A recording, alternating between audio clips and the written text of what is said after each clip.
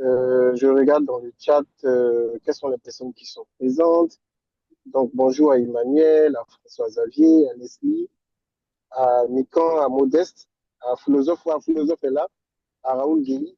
Merci d'être présent. Aujourd'hui, c'est le premier webinaire consacré à la Coupe du Monde.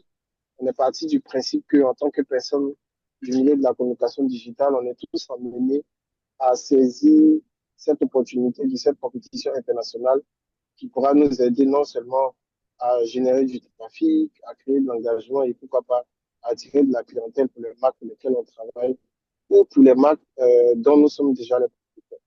Donc aujourd'hui, j'ai échangé avec Loïc, avec Philosophe et avec Abraham. Ils auront l'occasion de se présenter pour partager leur expérience et donner également les tips concernant les différentes campagnes sur lesquelles ils ont eu à travailler. Donc, je vais laisser Loïc se présenter rapidement. Loïc, je te passe la parole pour te présenter à tout le monde. Ça marche. Merci Yannick. Mon nom c'est Loïc Kevin Zambé, 7 ans d'expérience en marketing. J'ai commencé ma carrière en agence de com où j'ai travaillé pour quelques marques ivoiriennes et internationales. Puis j'ai intégré la Solibra en tant que responsable de communication sur le digital, sur les marques de bière. Et après, j'ai intégré BetClick où j'ai commencé à l'acquisition. Puis je suis passé brand manager de la marque. Et là, je travaille dans une nouvelle entreprise depuis maintenant 1 an qui s'appelle le groupe Terobi, donc spécialisé dans l'hôtellerie de luxe. Depuis 40 ans au Sénégal et depuis 4 ans en Côte d'Ivoire pour tout ce qui est divertissement, jeux casino, physique, etc. Donc voilà en gros, me concernant ma petite expérience que je vous partage. D'accord, ok. Merci beaucoup. Philosophe, je ne sais pas si tu m'entends. Ton micro est fermé. Philosophe, tu m'entends? Deuxième fois. Oui, oui, oui, je vous Philosophe, est-ce que... entends. Ok, d'accord, super. Comment tu vas? Je vais bien. Bonjour tout le monde. Et toi, Yannick, comment tu vas? Ça va très bien. Je vais te laisser te présenter rapidement à tout le monde. Ok. Donc, philosophe, ça, c'est mon nom de créateur de contenu. Mon nom d'état civil, c'est Youssouf Sakou, concepteur, rédacteur Totem Experience, qui est une agence de communication digitale depuis 2020, mais présent sur le digital depuis pratiquement 12 ans maintenant, voilà, parce que j'ai créé du contenu sur le philosophe depuis 2014. Avec Totem Expérience, on est, voilà, Totem, comme je disais, Totem Expérience est une agence de communication digitale qui a au sein de son portefeuille client des marques comme Orange Côte d'Ivoire, Visa Côte d'Ivoire, EcoBank Côte d'Ivoire, qui a eu à travailler avec des marques peut-être sur des campagnes ponctuelles comme Canal, comme Heineken, comme Solibra, etc. Donc, concernant le sujet, on a eu quand même à potasser sur plein de campagnes dans ce sens-là. En tant que créateur de contenu également, j'ai travaillé avec peut-être une trentaine de marques, Canal, Visa, EcoBank, RTI, Orange, etc., etc. Donc voilà, c'est un peu mon petit parcours parce que quand je m'oriente sur l'agence, c'est vraiment assez vaste parce que là-bas, j'ai commencé en tant que community manager et juste 2 ans après, je suis devenu concepteur rédacteur, ce que je fais maintenant pratiquement, on va dire pratiquement 4 ans maintenant. Donc voilà, c'est un peu ça. Ok, super, merci. On accueille Abraham Maïga également. Abraham, on va te laisser te présenter aussi rapidement à tout le monde. Bonjour à tous, est-ce que vous m'entendez? Très bien. Ouais. D'accord. Bonjour à tous, donc c'est Abraham Maïga. Je suis expérimenté en fait dans le domaine de la communication et du marketing, donc plus de 12 ans d'expérience dans la gestion de campagnes de marque. Donc pour ce qui est de mon parcours, moi j'ai commencé d'abord dans les PME ivoiriennes, donc où j'ai vraiment appris sur le tas, où j'ai vraiment tout appris. Après je suis passé à la responsable communication. Et suite à cela, j'ai eu plusieurs expériences et j'ai fini par commencer à travailler pour de grandes marques, donc Canal+ Côte d'Ivoire. Donc chez Canal+, j'étais chargé en fait de la stratégie de communication digitale et aussi je gérais en fait plusieurs campagnes. Donc chez Canal+, j'ai fait 6 ans Donc, à travailler sur pratiquement l'ensemble des campagnes qu'on a eu à lancer durant cette époque-là. Aujourd'hui, je me suis écarté un peu de l'entertainment. Donc, je suis rentré dans le domaine de la banque. Donc, globalement, c'est un peu ça. Donc, Abraham Aïga, voilà. Super, merci les gars. Donc, on va rentrer directement dans le brut du sujet. Chacun de vous a déjà eu l'occasion de concevoir, on va dire, un concept, d'implémenter soit un concept ou de déployer même un concept. Donc, je vais vous demander de partager votre expérience pour chacun de vous. En 5 minutes, je vais commencer par Loïc. Un concept, une campagne sur laquelle tu as travaillé lors d'une édition d'un mondial. Moi, ce qui me vient en tête, c'est en 2022, quand j'étais à la Solibra, je travaillais sur les marques de bière, en fait.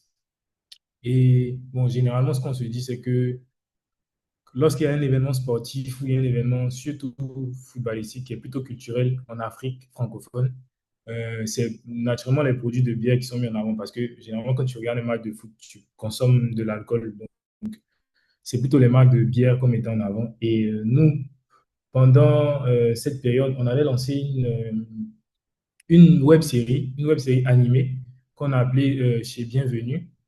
Donc, l'idée de cette web série, c'était de pouvoir caricaturer un peu les après-matchs en griffe dans les quartiers populaires, en fait. Donc, en gros, c'était un tenancier de maquis qui recevait des gens qui venaient dans son maquis discuter des matchs, le match qui s'est passé et tout. Comme ce qu'on a l'habitude de vivre dans les quartiers populaires, quoi. Généralement après les matchs. Bon, ça, c'était avant hein, de mon expérience, en tout cas. Après les matchs, on se regroupe entre amis, on discute un peu du match, etc.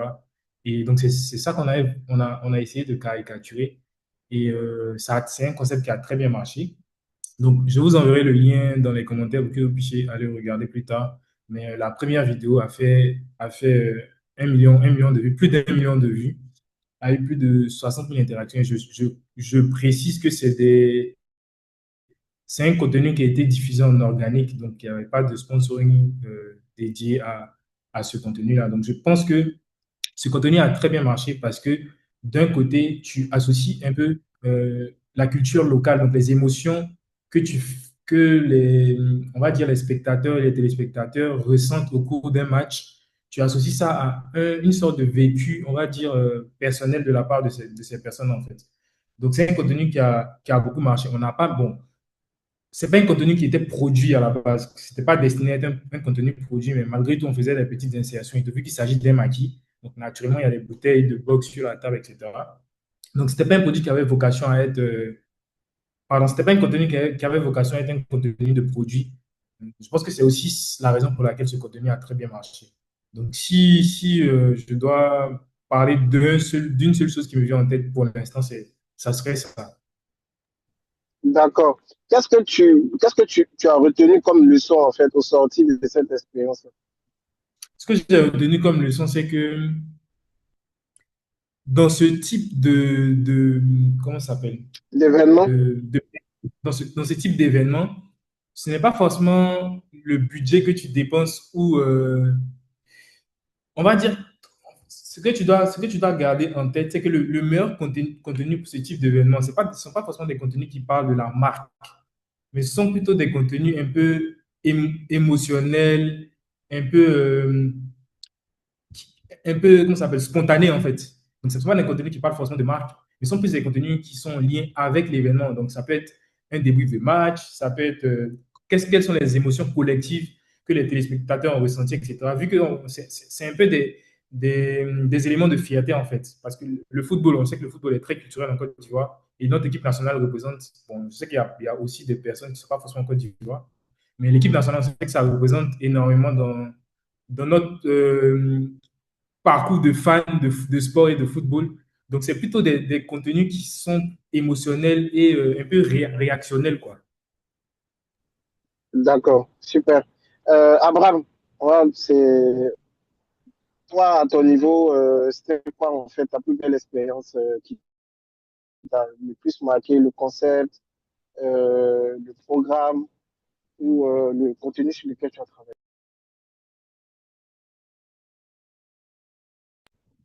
Est-ce qu'Abraham est là? Abraham, ton Oh, micro, il est fermé. oui, je suis là. Moi, de mon côté,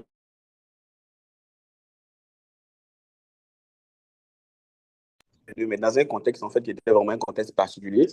Parce que je ne sais pas si vous vous souvenez, en 2022, je travaillais pour Canal Plus à l'époque. Donc, Canal Plus, en fait, n'avait pas, en fait, les droits de la compétition, donc de la Coupe du Monde, en fait. Je veux dire, les chaînes Canal Plus, en fait, ne diffusaient pas. Donc, ça avait déjà même créé en amont, en fait, un véritable tollé et tout. Donc, les gens estimaient que le fait que Canal Plus ne diffuse pas, c'était vraiment un manque de respect pour, je veux dire, pour les abonnés et tout. Donc, c'était un contexte qui était vraiment, vraiment difficile et tout. Donc, dans ce contexte-là, comment prendre la parole, en fait, sur un événement sportif qui était diffusé, en fait, sur Super Sport. Donc, les chaînes Super Sport, en fait, qui appartiennent au groupe de trouver un concept, en fait, pour que les gens puissent aller regarder les matchs là-bas, même si on sait, en fait, qu'ils ont une appétence à regarder les matchs, en fait, sur, je vais dire, sur les chaînes Canal+. Donc, je vais dire, c'est pas forcément le budget qui compte dans ce type d'événement. C'est de trouver, en fait, l'angle avec lequel on essaie de connecter, en fait, je vais dire, les clients, les consommateurs. Donc, nous, vous voyez que c'était un contexte qui était difficile, donc il fallait trouver un angle, en fait. Donc, on a pris l'angle, en fait, du contenu utile, en fait. Voilà. Donc, et si vous vous souvenez, en 2022, par exemple, la Côte d'Ivoire n'était pas qualifiée aussi pour le mondial. Voilà. Donc, le concept qu'on a mis en place, c'est un concept, en fait, tout supporter. Donc, on supporte, en fait, les équipes africaines qui étaient présentes, en fait, dans la compétition. On essaie de les pousser, en fait, jusqu'au bout. Donc, à travers des postes organiques. Donc, tout était en organique et tout. Donc, il y a eu ce concept-là. Aussi, le concept de contenu utile. Bien vrai qu'on ne diffusait pas sur les chaînes Canal+, donc c'était compliqué, mais on partageait, en fait, toutes les infos. Donc, toutes les infos sur la compétition. Donc, les stats. Par exemple, quand il y avait le match contre le Maroc, et, et l'Espagne, je crois, en demi-finale et tout. Donc, en fait, tout ce qui était stats, en fait, on les partageait, en fait. Donc, c'est du contenu utile, en fait, qu'on partageait, en fait, aux abonnés. Donc, ils étaient fâchés au départ, mais vers la fin, en fait, ils avaient besoin, en fait, de ces informations. Donc, c'est l'axe, en fait, qu'on a trouvé. Donc, une première campagne, en fait, tout supporter. Donc, on n'est pas qualifié, nous, la Côte d'Ivoire, mais on a nos 5 équipes, en fait, africaines qui sont qualifiées. Donc, une campagne tout supporter. Donc, on a poussé jusqu'au bout. Voilà, on a même permis de rêver que le Maroc aille jusqu'au bout. Donc, les gens ont vraiment aimé en fait cette campagne-là. On a eu vraiment des retours. Donc, plus de 5 millions de vues sur l'ensemble en fait des posts en organique qu'on a générés. Et aussi, beaucoup de contenus, donc des contenus utiles en fait, avec les matchs, avec les horaires, avec la data vraiment, vraiment dans le détail en fait. Donc d'entrée, c'était un contexte difficile pour ce mondial-là. On a su trouver en fait ces deux angles en fait pour pouvoir connecter en fait, les abonnés et tout. Je pense que quand on est rentré dans la compétition jusqu'au huitième, quart de finale, les gens ont un peu oublié, en fait, que Canal+ ne diffusait pas forcément la compétition, mais on était focus, en fait, sur les matchs qu'ils pouvaient regarder. Donc, c'était un peu ça, dans ce contexte, en tout cas, de Coupe du Monde. Super. En tout cas, merci. Préparez également vos questions parce qu'on va aller directement vers Foulo. Foulo, toi, à ton niveau, c'était quoi ton expérience? Oh, bon, moi, j'en ai pas véritablement un parce que en 2022, moi, ça me fait 2 ans à Totem, donc je suis encore community manager, je suis plus dans l'exécution que dans la réflexion. Donc, je me rappelle pas avoir, et puis bon, comme Abraham aussi le dit, en 2022, on n'est pas à la Coupe du Monde, donc c'est pas une compétition en Côte d'Ivoire qui a été vraiment chargée par les Ivoiriens comme ça le sera cette année ou comme ça l'a été peut-être en 2014 qui a été notre dernière participation à ce jour. Donc il y avait cet aspect-là et puis moi j'étais vraiment CM, j'étais CM donc dans l'exécution il y a ceux qui réfléchissaient, qui peut-être portaient les campagnes et puis bon, nous on était peut-être là pour s'assurer que les postes étaient faits, la modération et tout. Bon, enfin, tout le travail que tu connais des CM1. Et puis, même en tant que philosophe, je pense pas avoir été sollicité pour une campagne spécifique sur cette période-là parce que sur ma page, j'étais peut-être à 5 ans d'expérience sur ma page et depuis peut-être 2 ans de collaboration, 2 ans où j'avais vraiment commencé à faire la collaboration. Et puis, comme j'ai dit, il y a aussi ce facteur du fait que le facteur où on ne participait pas et on nous connaît quand on participe à une compétition sportive de cette envergure-là, les gens ne vont pas tellement charger parce que, voilà, c'est un peu ça en fait. Du coup, je ne peux pas te donner une campagne. Je pense que si dans la suite de la discussion, si ce sont des campagnes, si des événements sportifs en tant que tels, là, je pense que j'en ai, que ce soit sur la CAN, que ce soit sur la Ligue des Champions et tout et tout. Ça, je pense que je pourrais facilement peut-être trouver des campagnes et tout, mais vraiment sur la Coupe du Monde, j'en ai pas particulièrement. D'accord. De toutes les manières, je pense que tu as encore beaucoup à donner dans la suite de la compétition. Je vais enchaîner en même temps avec toi parce que tu as des contraintes personnelles. Alors, dis-moi pour toi, comment on peut arriver à transformer en fait l'attention et l'engouement autour de la Coupe du Monde, autour d'une compétition sportive internationale en objectif concret. Donc, ce que j'appelle objectif concret, comme tu le sais, toutes les marques dans le cadre d'une activité ou d'un événement veulent forcément tirer profit. Donc, elles veulent soit euh, générer des leads, susciter de l'engagement, attirer le maximum de personnes. Donc, pour toi, comment on peut transformer en fait toute cette attention et tout cet engouement-là en objectif concret en fait. Oui, en fait, aujourd'hui, ce qu'il faut comprendre, c'est que ce qui est vraiment devenu capital aujourd'hui sur le digital, c'est vraiment l'attention. L'attention est extrêmement aujourd'hui importante dans tout ce qu'on fait. Et on sait qu'une Coupe du Monde, ça génère une concentration d'attention vraiment à toutes les échelles. Voilà. Et cette attention seule ne sert pas à grand-chose, c'est pas transformer en objectif clair, comme tu as dit. Tu as bien fait de m'appeler le mot objectif parce que l'attention, c'est bien, mais comment est-ce que tu transformes tout ça? Voilà. Donc, il y a beaucoup de marques qui vont vouloir être visibles. Je pense que ça va vraiment être l'objectif principal de pratiquement tous les matchs. Alors que ça ne devrait pas être ça le vrai enjeu. En fait, le vrai enjeu doit être de savoir qu'est-ce qu'on va provoquer derrière cette visibilité-là. Lorsque les gens nous verront, qu'est-ce que ça va avoir comme impact. Voilà. Il y a des marques qui vont chercher à gagner aussi en notoriété. Dans ce cas, l'objectif va être d'être présent dans les conversations. OK? Avoir des réflexes de la part de notre audience pendant la compétition. Est-ce qu'on va vendre, ce qu'on va présenter? Est-ce que on va réussir à créer des réflexes au niveau de notre communauté pendant la durée de la compétition et pourquoi pas après. Voilà. Il y a des marques aussi qui vont chercher à avoir l'engagement de la communauté, c'est-à-dire les discussions, les conversations et tout et tout. Tu vas voir qu'ils vont marteler, ils vont vraiment publier pas mal de posts où ça va susciter à commenter, à participer au vote, à donner des pronostics, à partager du contenu et tout et tout. D'autres encore auront un objectif business très concret. Voilà. Comment vendre, comment pousser à des souscriptions, comment pousser à l'utilisation de tel ou tel produit. Voilà. Donc,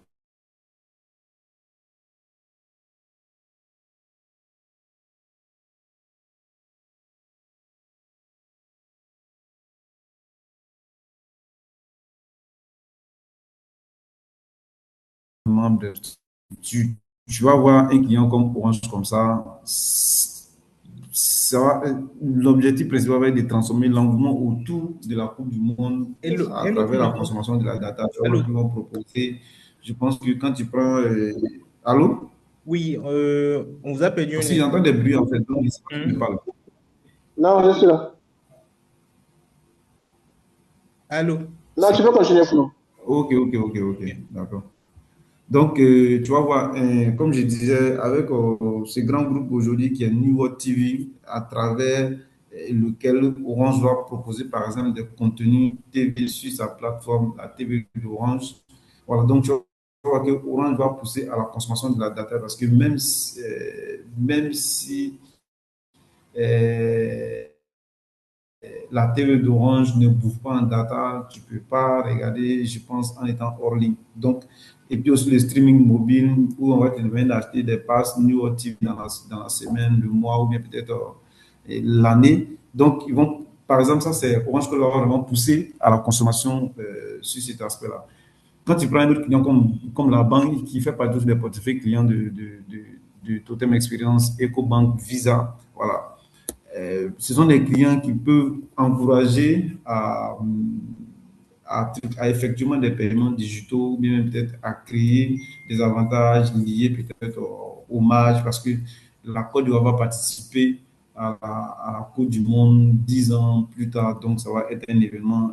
Tout le monde va se dire que c'est un moment de créer un produit lié à cet événement-là. Peut-être si tu effectues des achats pendant telle période, comme on peut le remarquer avec Diamo qu'il a fait dernièrement avec juste après la victoire de la Côte d'Ivoire à la CAN 2023, où ils ont créé une carte collector à l'effigie de la troisième étoile.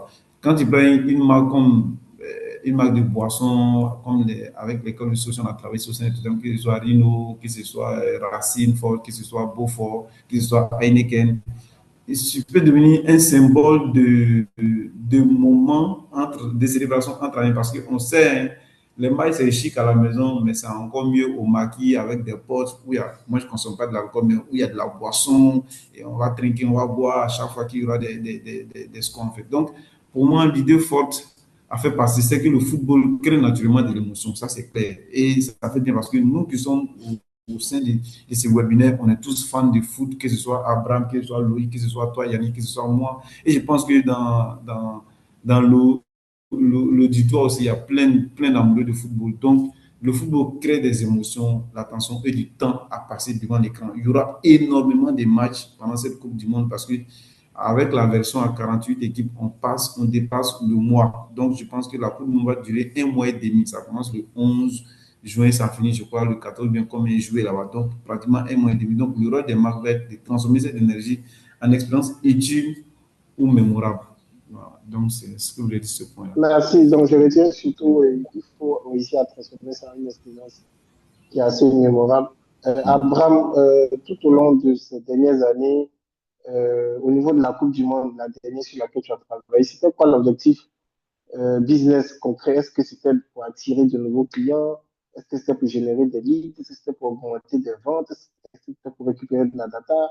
Est-ce que c'était pour créer du trafic sur l'application de Canal? Ou c'était juste pour renforcer le capital sympathie? Et de manière concrète, en fait, c'était quoi en fait les étapes de manière concrète qui t'ont aidé à atteindre l'objectif qui avait été fixé? D'accord. Donc, sur le mondial, comme je l'avais expliqué tout à l'heure, là, c'était dans un contexte vraiment très particulier. Après, quand on parlera des événements sportifs dans leur globalité, je peux aussi venir avec des inputs et tout.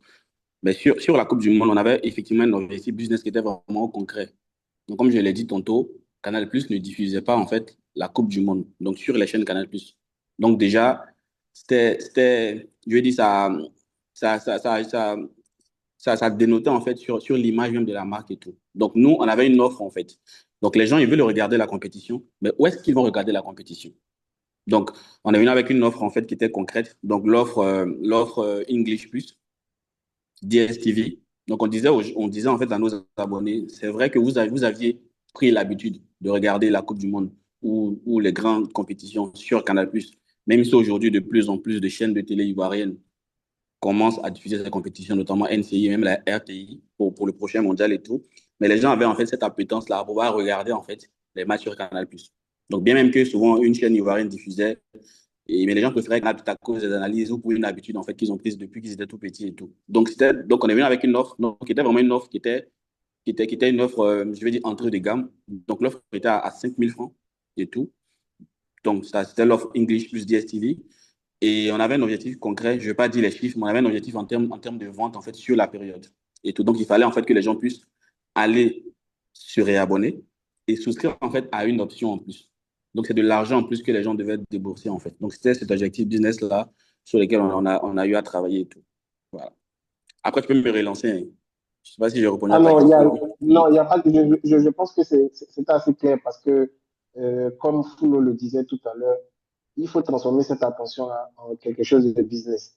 Et vous aviez en fait un objectif, c'était de vendre quelque chose. Donc, vous avez profité en fait de cette Coupe du Monde pour vendre une offre pour répondre à un besoin qui est assez clair. Et le besoin, c'était où est-ce qu'on pourrait regarder la Coupe du Monde. Et à travers des contenus, vous avez réussi en fait à adoucir en fait tout ce qui était tension, le temps de ramener les gens vers l'offre. C'est ça. Loïc, Peut-être pour ajouter juste, c'est juste pour dire en fait que en fait, cette option-là, elle existait en fait, tu vois, dans l'offre. C'est une option en fait que les gens ne connaissaient pas. C'était une option en fait pour des personnes d'un certain niveau ou un peu anglophones en Côte d'Ivoire, des expats, tu vois, qui voulaient regarder en fait des chaînes anglaises et tout. Mais on a vraiment fait un focus en fait, pris en fait la Coupe du Monde qui est vraiment un temps fort, donc vraiment un prétexte en fait pour révéler un peu, si tu veux, cette option-là. Et voilà. Donc c'était ça. Avec des objectifs d'accord, concrets.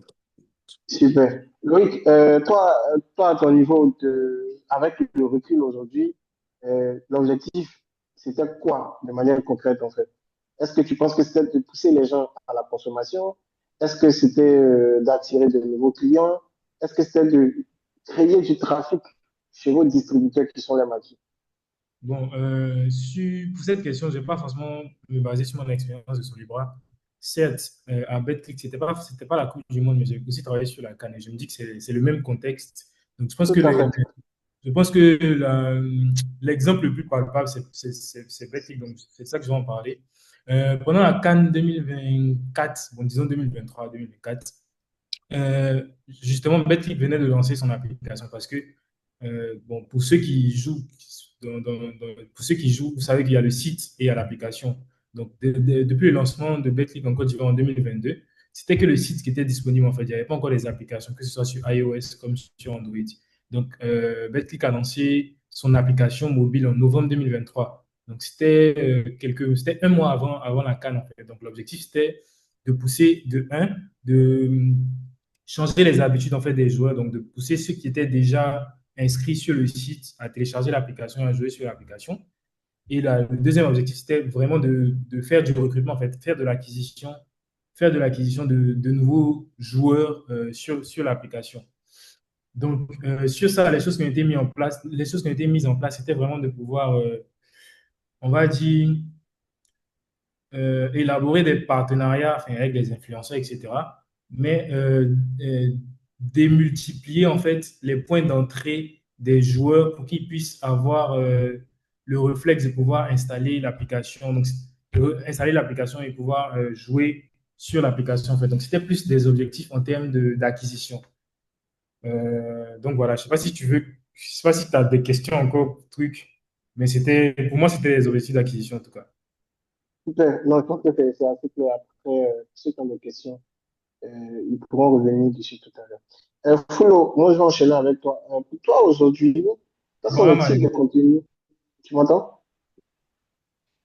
Tu m'entends, Oui, Loïc? je t'entends, je t'entends. Ouais. Ok, d'accord. Donc, Foulo, je disais, pour toi, Mhm. aujourd'hui, de ton expérience, quels sont les contenus que tu as vraiment expérimentés, qui performent le plus pendant les grands événements sportifs?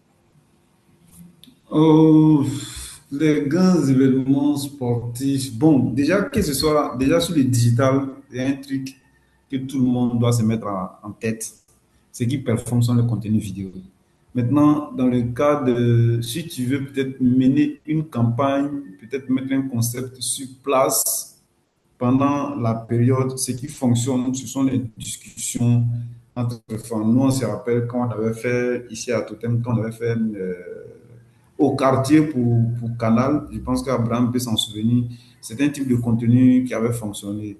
Que ce soit à C'était Heineken pas ou... Abraham qui était là, c'était moi. Ah, hey, c'est toi qui étais là-bas en ce moment. Tu vois, par exemple, ça, c'est des contenus qui avaient fonctionné parce que, voilà, au quartier, c'est vraiment, tu avais tous les profils qui venaient débattre de football, le vieux père qui faisait des rappels des vieux événements du football, les jeunes qui taillent des arguments. Donc, ça fonctionne. Ce sont des discussions entre sportifs, entre fans. On se rappelle aussi pour Heineken, quand on avait lancé le défi, ça, je crois que j'ai vu Raoul Gueye dans le webinaire, il va s'en souvenir. On avait fait un contenu comme ça où Liverpool devait affronter Real et on avait pris le gars qui gère Abidjan.net là, je ne me rappelle pas vraiment son nom. Oui, Avec, c'est Gilles India. Voilà, Jinda avec Edith Brou, où les deux s'affrontaient. C'est un contenu vidéo qui avait fonctionné. Et pendant la CAN, on avait fait aussi un type de contenu où c'est moi-même qui avait écrit ça, on avait appelé ça Super Fan Challenge, qui tournait autour de la CAN. C'était en CAN, lors de la CAN 2021, ou même si ce n'était pas organisé, mais la Côte d'Ivoire participait, et puis on avait fait, il y avait toute une grosse campagne de la part des marques autour de la compétition. On avait fait Super Fan Challenge. Tout ça sont des contenus vidéo et encore c'était des discussions entre fans. Et donc, pour moi, déjà, pour ne citer que ces exemples-là, je pourrais en citer une dizaine. Tu vois que c'est des contenus vidéo qui sont des conversations entre fans et ce type de contenu. Pour moi, si aussi aujourd'hui, si vous êtes dans le webinaire aujourd'hui et que vous représentez une marque, vous travaillez dans une agence, si vous devez réfléchir à des types de contenus, privilégier tous les types de contenus vidéo et des discussions entre sportifs, entre fans de football, ça fonctionne toujours. Voilà. Donc, pour moi, ce sont des types de contenus qui performent parce que ça rassemble les gens autour d'une conversation naturelle. Voilà. Les internautes veulent avoir l'impression de regarder une publicité classique, alors que c'est bon enfant, c'est des discussions, c'est des moments qui revivent à travers des commentaires, des avis, des analyses et tout. Et puis voilà, les contenus en temps réel fonctionnent aussi beaucoup aussi parce que voilà, ça prolonge immédiatement l'émotion du match en fait. Par exemple, quelqu'un est sur dans une fanbase, la Coupe du Monde sera loin de la Côte d'Ivoire. Donc, il y aura des fanbases et tout. Quelqu'un est dans une fanbase et transmet les émotions de la fanbase en direct. Voilà, donc de commenter autour des stades. Si vous avez la possibilité d'envoyer quelqu'un en immersion pendant la CAN là-bas, de contenus en temps réel, comme ce que moi j'ai fait pour Canal Plus récemment, à travers la Flowcam, c'est des choses qui fonctionnent. Comme aussi on l'a fait pendant la CAN 2021, où moi je me promenais dans les fanbases pour les clients Orange Côte d'Ivoire pour prendre des fan zones pour prendre, comment on appelle ça, des avis en temps réel. Quand on marque un but, comment est-ce que les gens réagissent à la mi-temps ou à la fin du match, comment est-ce que les gens débriefent à chaud un match. Donc, ce sont des réactions, comme je dis, ce sont des réactions rapides après un but, un même intelligent, un détournement culturel ou une publication humoristique, comme Canal a l'habitude de faire, par exemple, pendant les compétitions où il y a des petits posts, des blagues et tout ça, c'est des contenus, ça peut être image, ça peut être texte, mais c'est pendant l'événement, donc c'est en temps réel et ça suscite toujours énormément d'interactions. Donc, moi, j'ai trouvé ça intéressant, même, par exemple, entre le groupe Canal ou Orange, non, on ne peut pas le faire parce que Orange, c'est une marque groupe. Donc, tu es obligé d'aller sur la page pour sélectionner Orange Guinée, pour sélectionner Orange Orange Burkina. Canal, c'est divisé. Du coup, Canal peut tacler Canal Guinée, Canal Sénégal, Canal de la peut réagir. Donc, ce contenu en temps réel, ça fonctionne aussi des tonnerres. Donc, voilà. Et pour moi, ce sont les types de contenus qu'il faut privilégier parce que le football, ce sont des émotions, ce sont des joies, ce sont des frustrations, ce sont des fiertés nationales, ce sont des occasions de but et tout. Donc, privilégier les vidéos de conversation, d'échanges entre fans ou bien fans, experts ou bien professionnels dans le domaine, et aussi ça, ils sont des contenus d'images ou bien des contenus vidéo ou des contenus d'images en temps réel qui retranscrivent tout ce qui se passe pendant le match. Parce qu'aujourd'hui, ce qui se passe, c'est qu'on regarde le match à la télé, mais on regarde aussi le match sur Facebook. Yannick, tu sais, on regarde le match sur X, Loïc, tu sais. Vous savez qu'il y a deux terrains. C'est que tu regardes à la télé et puis c'est que tu regardes sur Facebook. Donc, le contenu en temps réel, pour moi, ce n'est pas à négliger. Donc, c'est ce que je voulais dire pour ne pas trop m'éterniser. Voilà. Ok, d'accord. On va enchaîner avec Abraham. Abraham, tes contenus, toi, je sais que ça a été beaucoup plus dense puisque tu étais à Canal. Donc, quels sont les contenus que tu as le plus expérimenté et qu'est-ce qui passe le mieux? Bon, déjà, avant de parler de contenu, tu sais, comme on disait là, aujourd'hui, l'attention, c'est comme un gros gâteau, tu vois. Et dans ce gros gâteau-là, en fait, tu as, je vais dire, tu as les diffuseurs, donc tous ceux qui vont diffuser les matchs, tu as les sponsors, donc tous les grands sponsors, en fait, c'est d'ailleurs un peu la part du gâteau. Et puis, tu as des marques aussi, des grandes marques et tout. Donc, chacun, en fait, veut tirer, en fait, sa part du gâteau de cette attention-là. Donc, je veux dire, il y aura une multitude, en fait, de contenus. Il y aura beaucoup de contenu et tout. Donc, comment en fait pouvoir sortir du lot, comment avoir, voilà, comment pouvoir être remarqué. Comme l'a dit tout à l'heure, en fait, le foot, c'est des émotions, en fait. Donc, je vais dire, je prends un exemple par le bon, il y a eu un match et on fait juste le post, par exemple, sur le match en disant match terminé 1-0. Je dis, il n'y a pas d'émotion, en fait. C'est vrai que je donne une information, mais il n'y a aucune émotion. Les gens veulent en fait de l'émotion. Donc déjà, globalement, je suppose que les gens auront des offres. Donc pour la Coupe du Monde, ils auront des offres. C'est le moment de faire des offres moins chères et tout, pour voir tout le temps. Après, il faut une émotion en fait. Par exemple, pour une marque ivoirienne, je veux dire, il ne faut pas hésiter en fait à se positionner en fait comme supporter des éléphants. On n'a pas besoin d'avoir, je veux dire, d'être partenaire de la FIFA ou de la fédération, mais en tant que marque ivoirienne, on est supporter en fait. C'est notre équipe nationale. Donc, c'est de créer en fait une émotion autour de ça. Donc, on accompagne, on pousse et tout. C'est aussi une expérience. Donc, au-delà même avant d'arriver sur les contenus, il faut une expérience aussi. Donc, aujourd'hui, tout le monde a la télé. Tout le monde peut regarder les matchs chez lui et tout. Mais quand les gens vont au stade, quand ils vont dans les fan zones, quand ils vont entre amis et tout, en fait, ils recherchent aussi cette expérience-là avec de l'émotion, en fait. Donc, c'est peut-être de réfléchir à des fan zones, à des concepts. Nous, on l'avait fait avec la base plus au niveau de la CAN et tout. Maintenant, pour ce qui est des contenus, comme je l'ai dit, il y aura beaucoup de contenus. Donc, on aura des contenus sur les scores de match, les annonces de match. Les gens vont faire des sondages. C'est le moment où les gens vont vouloir faire des concours et tout. Donc, on en aura plein comme ça et tout. Mais les contenus à privilégier, c'est vraiment des contenus émotionnels. Voilà. Donc, miser en fait sur la fierté nationale. Je vais dire, pareil, un cas concret, si on fait un post en disant qu'on est sûr que la Côte d'Ivoire va remporter la Coupe du Monde, je vais dire, on supporte en fait. Donc, c'est ce contenu émotionnel en fait. C'est ce que les gens vont retenir et tout.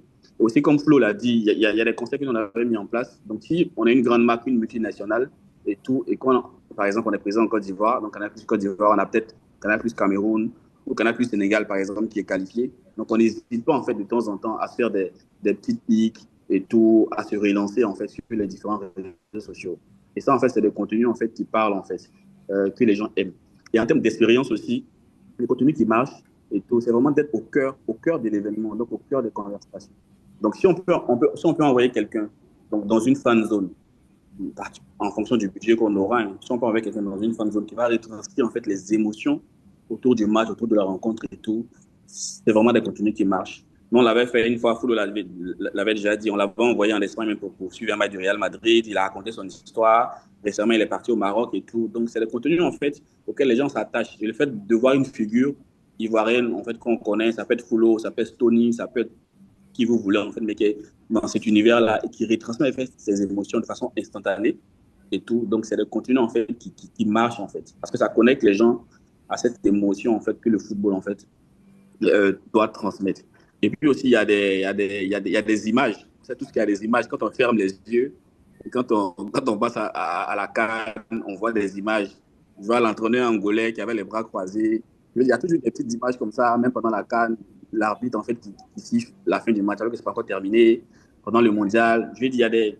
Donc, il ne faut pas attendre, en fait. Il ne faut pas attendre que le match soit fini pour dire, en fait, que le match est terminé, donner le score du match, demander des impressions aux gens. Ça, c'est intéressant, mais on peut aller au-delà, en fait. C'est vraiment d'être instantané. Donc, pendant le match, s'il y a un fait de jeu, s'il y a un élément important, et même qu'on peut arriver à faire le lien, le Graal même, c'est de pouvoir arriver à faire le lien, en fait, entre cette action-là, peut-être un élément de notre marque, par exemple, de notre marque ou de notre entreprise ou de notre produit, par exemple, et tout.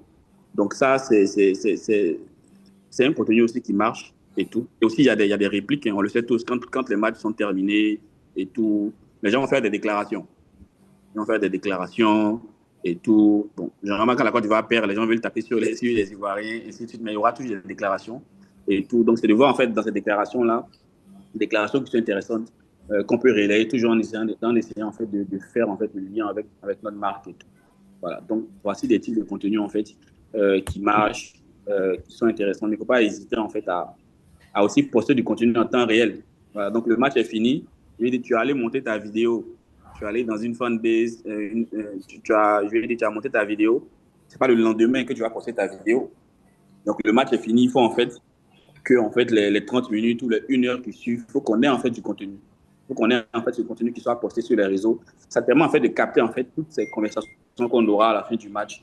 Voilà. Donc, de façon globale, c'est un peu ça. Donc, au-delà des contenus utiles, programme de match, c'est vraiment d'avoir des contenus émotionnels. Donc, la fierté nationale, on supporte, on est fiers, on est ivoirien, on a une marque ivoirienne, une marque sénégalaise, peu importe, mais on est fiers de soutenir, on porte ça et tout. Donc, être instantané.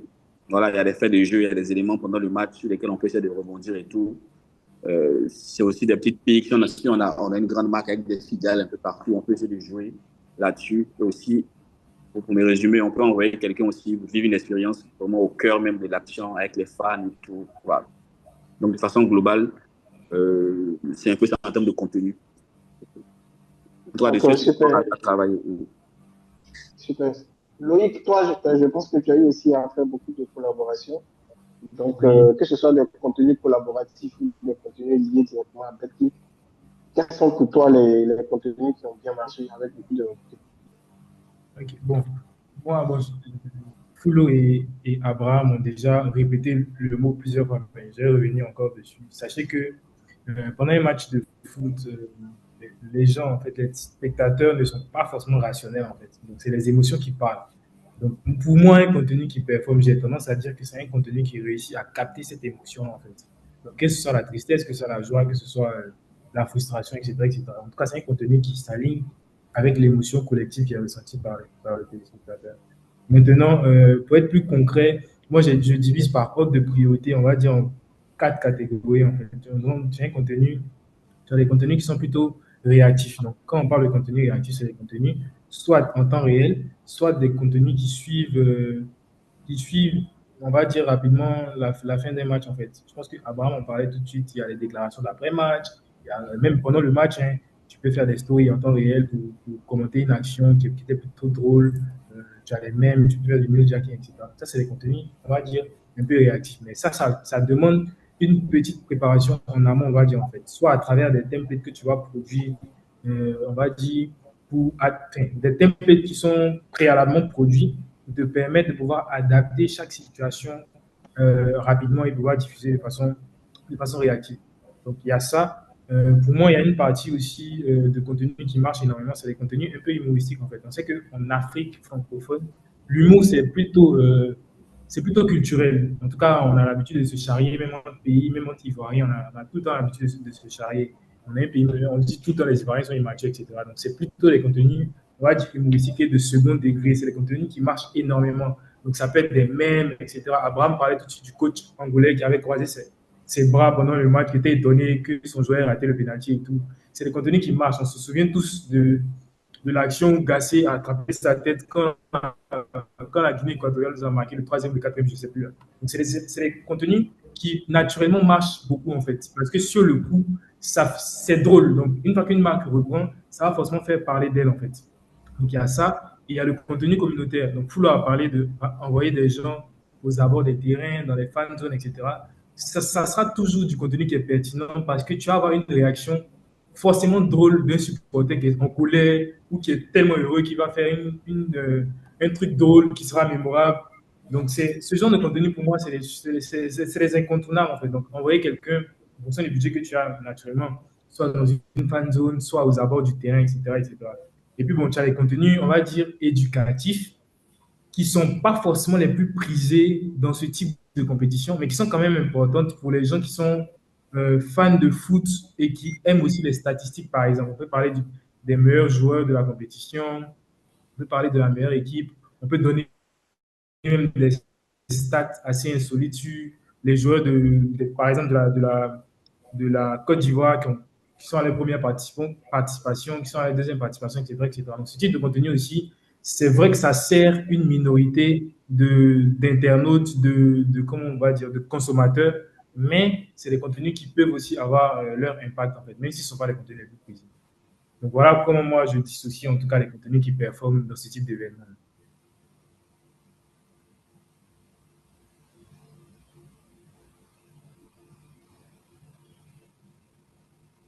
Tu es avec moi, Yannick? Oui, je suis là, désolé. Donc, merci Loïc pour ce partage d'expérience. Flo, pour toi aujourd'hui, comment une marque peut profiter de l'événement sans même expression? Je pense que tu as eu l'occasion de l'expliquer, mais en un seul point, aujourd'hui, j'ai ma petite marque, j'ai mon petit business et je ne suis pas sponsor officiel. Comment tu penses que je peux tirer profit de cet événement-là, en fait, de manière très brève? Moi, je pense que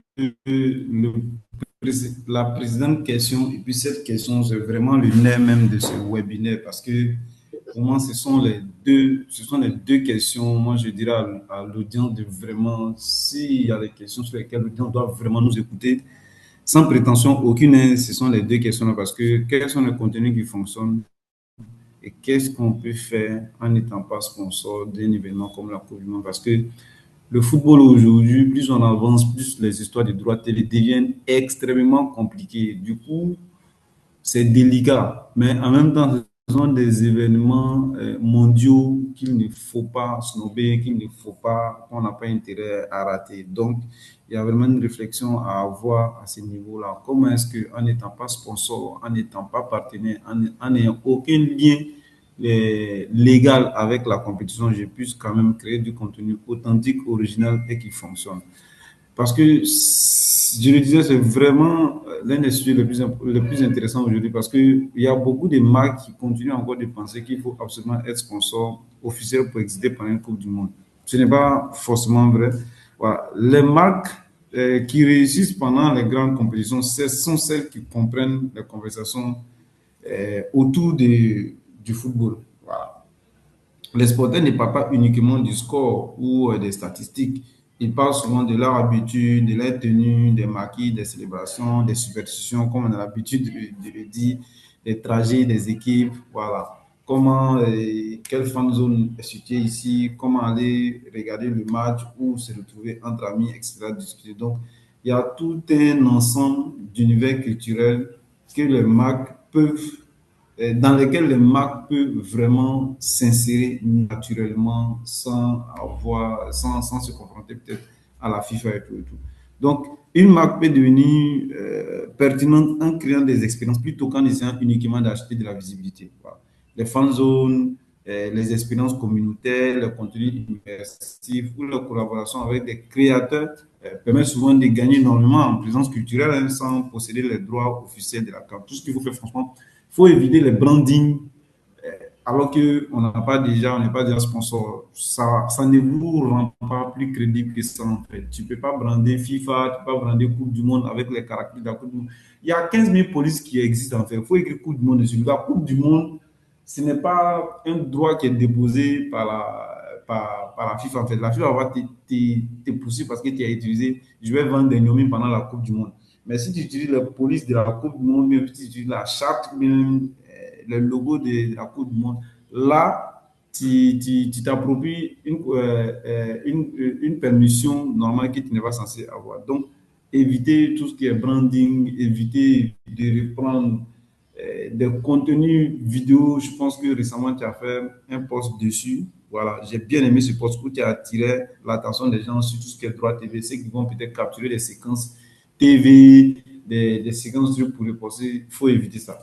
Moi, je pense que la Coupe du Monde n'est pas en Côte d'Ivoire, mais la Côte d'Ivoire est qualifiée pour la Coupe du Monde et c'est particulier parce qu'on revient 10 ans, après 10 ans d'absence.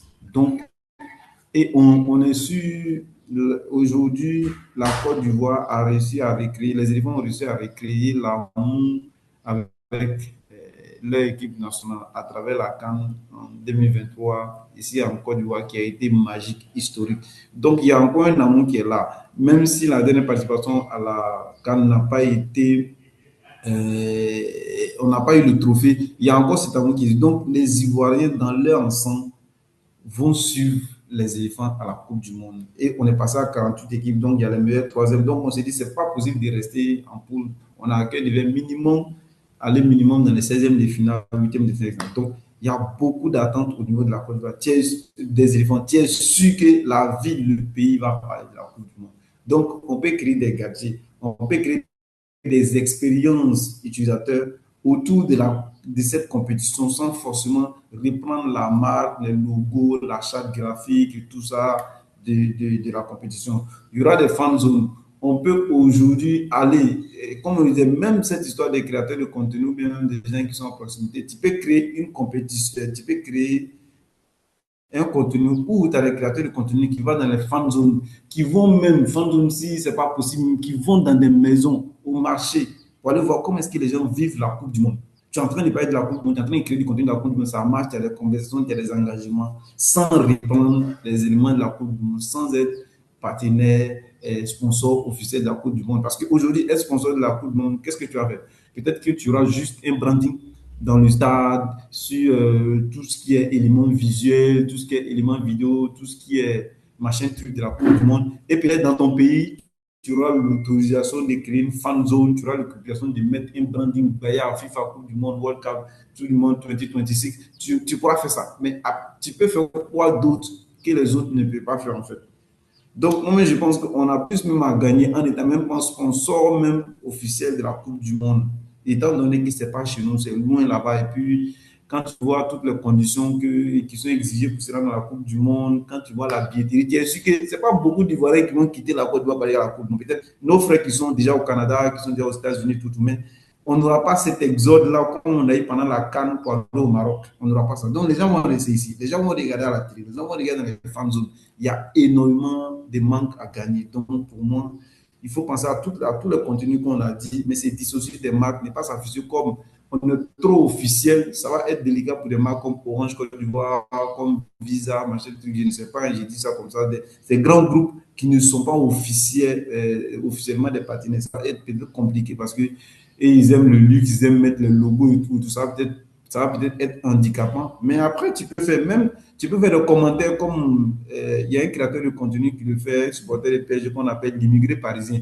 Lui, il commente tous les matchs de Ligue des Champions, des PSG, sans jamais montrer les images parce qu'il n'a pas les droits. Mais qu'est-ce que le gars fait? Il regarde, il se filme et puis il commente. Et il y a des centaines de personnes qui vont regarder ces lives parce que le football est bizarre. On arrive quand même à ressentir les émotions sans voir les images, mais à travers juste un commentaire. Parce que le gars, c'est qu'il n'a pas le droit de filmer les écrans. Et il fait des débriefs, il fait des analyses des matchs en prenant des séquences images. Parce que tu ne peux pas prendre les séquences vidéo pour faire. Donc, on peut créer des contenus, on peut même faire des talk shows, des débats autour de la Coupe du Monde sans prendre les éléments visuels de la Coupe du Monde. Donc, on peut faire tous ces contenus en n'étant pas partenaire officiel de la Coupe du Monde. Super. Je vais passer la parole à Abraham sur le même sujet. Ok, comme le disait philosophe, comme l'a rappelé Yannick, je crois dans sa dernière publication, quand on n'est pas partenaire ou sponsor de l'événement, il faut connaître sa place en fait. Il faut connaître sa place. Il faut savoir qu'il y a des éléments, il y a des éléments qui sont protégés. Même le naming, Coupe du Monde, tout ça, c'est vraiment protégé en fait. Et ça, c'est aussi pour protéger en fait les droits et les intérêts en fait des marques qui sont sponsors et qui mettent autant d'argent. Et donc, ne vous amusez surtout pas à aller poster en fait, à couper en fait des extraits de matchs, à les mettre sur vos différents comptes parce que le compte peut sauter en fait. Et ils sont très, très, très, très regardants là-dessus. Donc ça, il faut vraiment connaître sa place déjà et savoir en fait qu'il y a des choses en fait qu'il ne faut pas faire et tout. Mais en même temps, on n'a pas besoin d'être forcément sponsor en fait pour pouvoir profiter de la Coupe du Monde et tout. Donc même si on n'est pas sponsor officiel, on peut profiter. Comme je l'ai dit déjà, il y a ce sentiment de supporter en fait. Je vais dire, on est tous ivoiriens ou on est tous sénégalais, maliens et tout, mais en tout cas, on est supporters d'abord de notre équipe nationale. Donc on peut pousser l'équipe nationale sans forcément utiliser en fait les éléments protégés en fait et tout. Voilà. Donc ça, c'est un élément en fait sur lequel on peut accéder. Il y a aussi du co-branding qu'on peut faire. Donc pour une marque intermédiaire ou même pour peut-être une grande marque qui n'est pas forcément sponsor, on peut se coller en fait à des marques qui sont sponsors. C'est possible. Selon certaines contraintes, c'est possible. Nous, on l'avait fait par exemple sur la base plus. En fait, où on avait d'autres sponsors qui n'étaient pas forcément directement sponsors directs de la compétition, mais avec des validations qu'on a pu obtenir et tout, mais qui ont pu en fait se greffer à l'expérience qu'on avait voulu en fait, sur cette fan zone-là. Donc aussi pour pouvoir toucher les personnes qui venaient, pour pouvoir vendre leurs produits et tout. Donc il y a cet aspect aussi qu'on peut utiliser. Et je pense que Flo l'a dit, on peut collaborer avec des influenceurs et tout. Donc ça vraiment, il faut regarder cet aspect-là. Donc ça peut être un influenceur qui est vraiment pertinent en fait pour notre marque, pour notre produit, pour notre service et tout, et qui peut en fait se déplacer dans les différentes fan zones. Il peut même faire des pronostics, voilà, offrir des prospectus ou offrir en fait des éléments en fait, de notre marque et tout, si on fait une réduction particulière et tout. Donc ça, c'est un type de contenu en fait qui marche et tout. Et comme c'est de la vidéo, Je vais dire, si vous êtes présent sur TikTok et tout, que vous avez ce type de contenu, je pense que vous allez en fait toucher en fait une audience qui sera pas négligeable, qui vous permettra en fait d'être visible, aussi de pouvoir tirer profit de ça. Aussi, il y a des petits concepts et tout. Moi, j'avais vu, je crois, je sais plus c'était quelle marque en fait qui offrait en fait des réductions pour chaque but marqué par les éléphants. Donc, ça peut être un concept. Je suis pas sponsor et tout, mais je dis, bon, pour la Coupe du Monde, pour chaque but, par exemple, marqué par les éléphants, moi, je peux offrir ça, je peux offrir une réduction, je peux offrir quelque chose et tout. Donc, ça permet en fait de tirer parti de cette attention-là également. Donc, c'est des éléments en fait qu'il faut regarder. Et aujourd'hui, ça se fait de plus en plus. Full aussi en a parlé. Il y a des gens qui ne sont pas sponsors, qui ne diffusent pas les matchs et tout, mais qui trouvent le moyen de commenter les matchs en live. Voilà, moi, j'étais surpris de voir que ça marche en fait. Voilà, vraiment voilà. Et je crois que Live TV avait essayé de faire un petit concept comme ça pendant la CAN même, parce qu'ils n'avaient pas les droits de la CAN passée en Côte d'Ivoire, mais ils avaient fait un petit concept comme ça à la télé où ils essaient de débriefer les matchs et tout. Voilà, donc on peut le faire, ça se fait. Il y a même des grandes. Il y a l'équipe TV par exemple qui le fait. Moi, je l'ai vu même sur les matchs de Ligue des Champions. Bon, quand le match finit, ils ont vraiment des sujets et tout, et ils parlent en fait, mais sans montrer les images, voilà, et tout. Donc, c'est les contenus en fait qui marchent.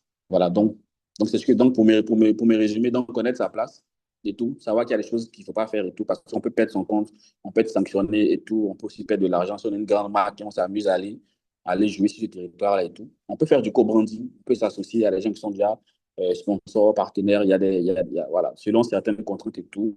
Donc, c'est possible. Il y a des autorisations à avoir et tout. On peut collaborer avec des influenceurs et tout. On peut faire des petits concepts intéressants autour de la compétition et tout.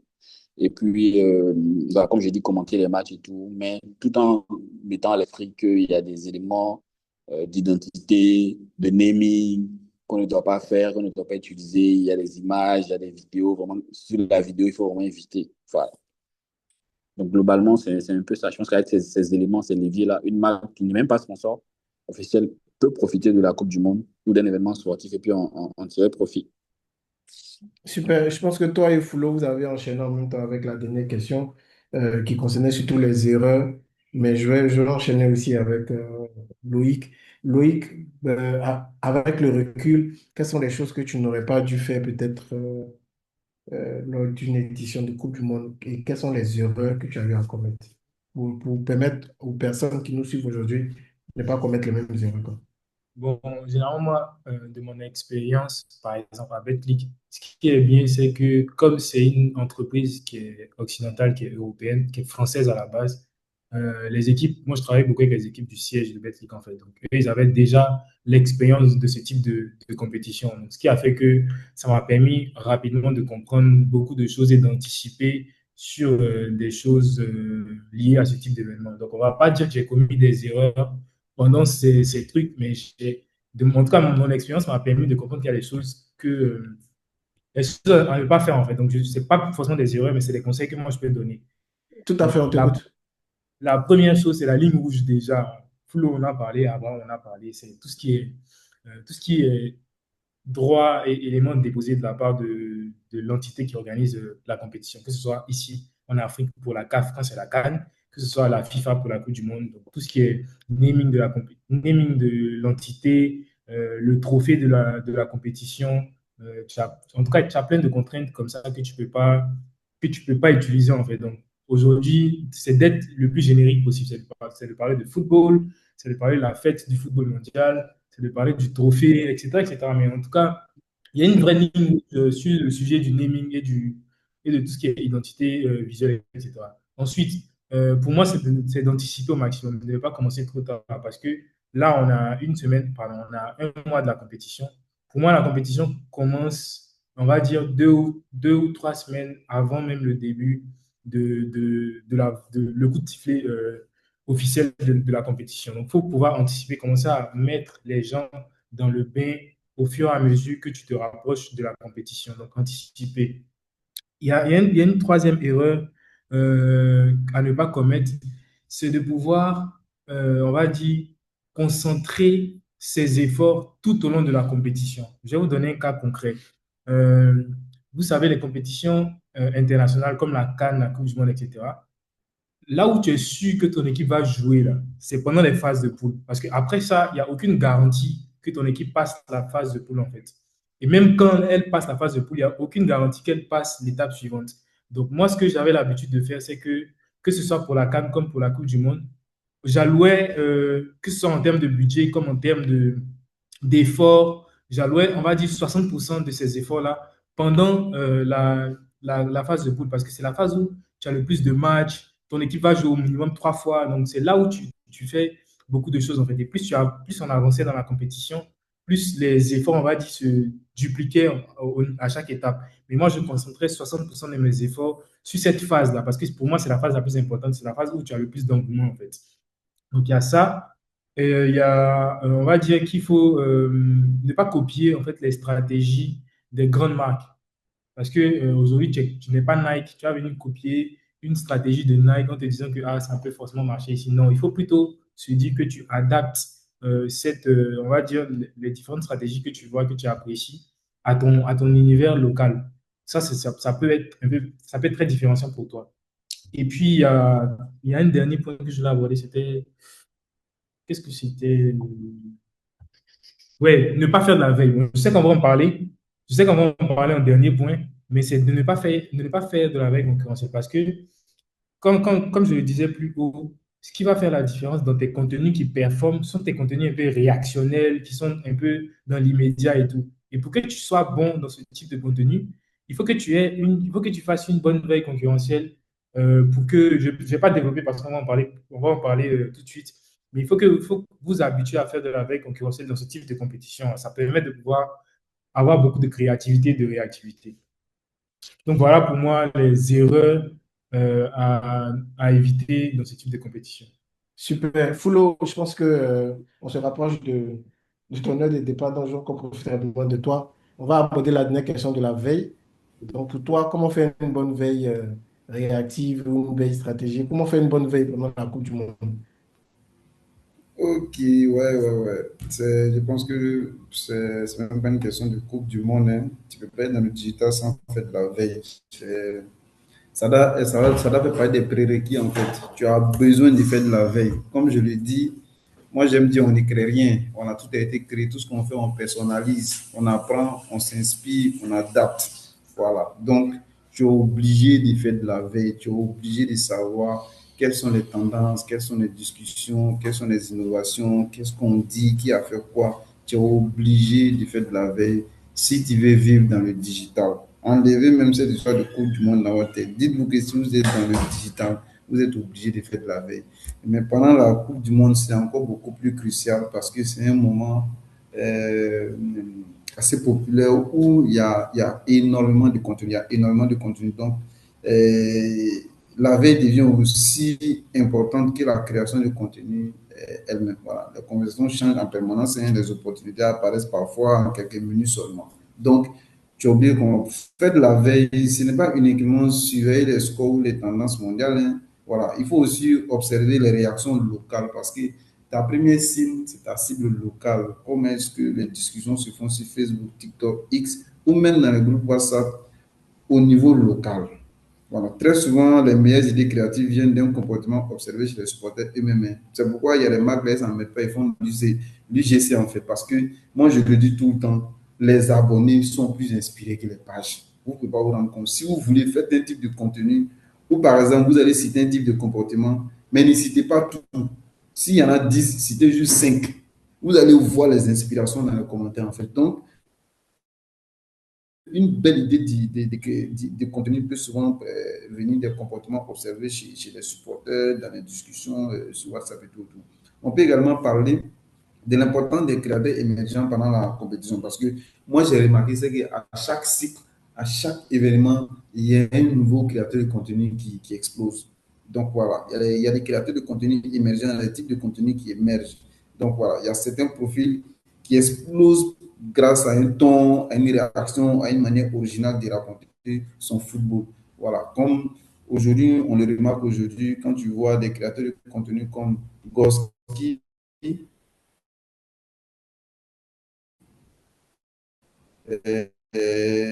Bilal, Segano et Dolfo. Ils ont envoyé si l'équipe est nulle, même si l'équipe est en perte de vitesse, même si l'équipe n'est pas très très solide. Mais à chaque match avant, ils vont parler comme si c'était Galaxy Football Club, pour ceux qui ont regardé l'animé. C'est-à-dire, ils font monter l'attente, ils insultent carrément l'adversaire. Et quand il y a défaite, ils font le drame. C'est Dolfo qui s'asperge avec de l'eau, c'est qui pleure. C'est toujours un désastre. En fait, c'est la même chose. Mais ils ont réussi à implanter ça dans la tête des gens aujourd'hui, qui c'est devenu un type de contenu. Voilà, ça diffère des débriefs où on va essayer d'avoir un peu de modération avant un match et après, on ne va pas être dans le drame puisque c'est peut-être un match de championnat, ou bien peut-être c'est le premier match de poule, il y a encore deux autres matchs et tout. Mais eux, c'est je suis très confiant, mauvais résultat, c'est la fin du monde. Donc, il y a des types de contenus qui sortent dans ce monde-là, qui explosent, par exemple, comme j'ai dit, par rapport au ton, à la réaction, ou bien à la manière originale de parler de football. Les marques qui savent repérer rapidement ces créateurs-là peuvent gagner énormément en proximité culturelle, soit en essayant de faire un truc qui ressemble, ou bien en établissant une collaboration. Voilà. Et une bonne veille permet aussi d'éviter les erreurs. Voilà. Comme j'ai dit, la veille, c'est de savoir ce qui fonctionne et ce qui ne fonctionne pas. À travers ce qui ne fonctionne pas, on peut éviter des erreurs. Elle aide à comprendre ce qui fatigue les audiences, ok? Ce qui devient répétitif, ce qui fonctionne réellement dans les conversations du moment. Donc, c'est vraiment ça en fait. Et comment faire de la veille pendant le truc, pendant la période, cette période-là. Maintenant qu'on a dit l'importance de la veille, pour moi, c'est de vraiment chercher des créateurs de contenu qui parlent foot, des médias qui parlent foot.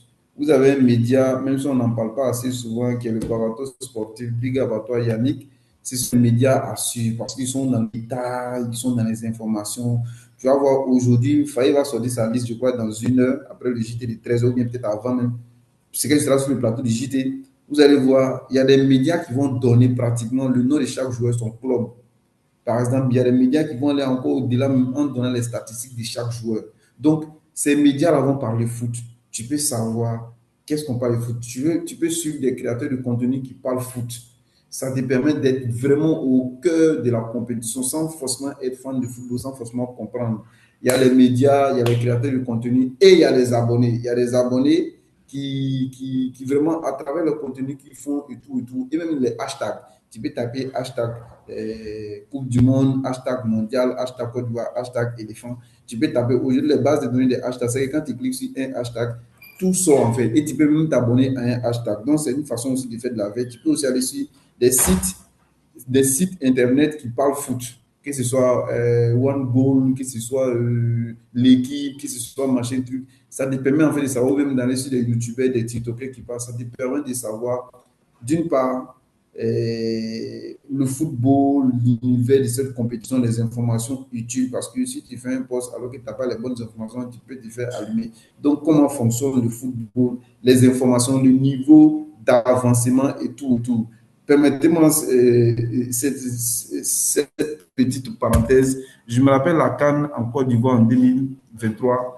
J'ai compris qu'il y a beaucoup, même nos commentateurs, il y a beaucoup qui ne maîtrisaient pas l'option de meilleur troisième parce que je pense qu'on était à la deuxième ou troisième édition de la CAN avec ça, avec ça.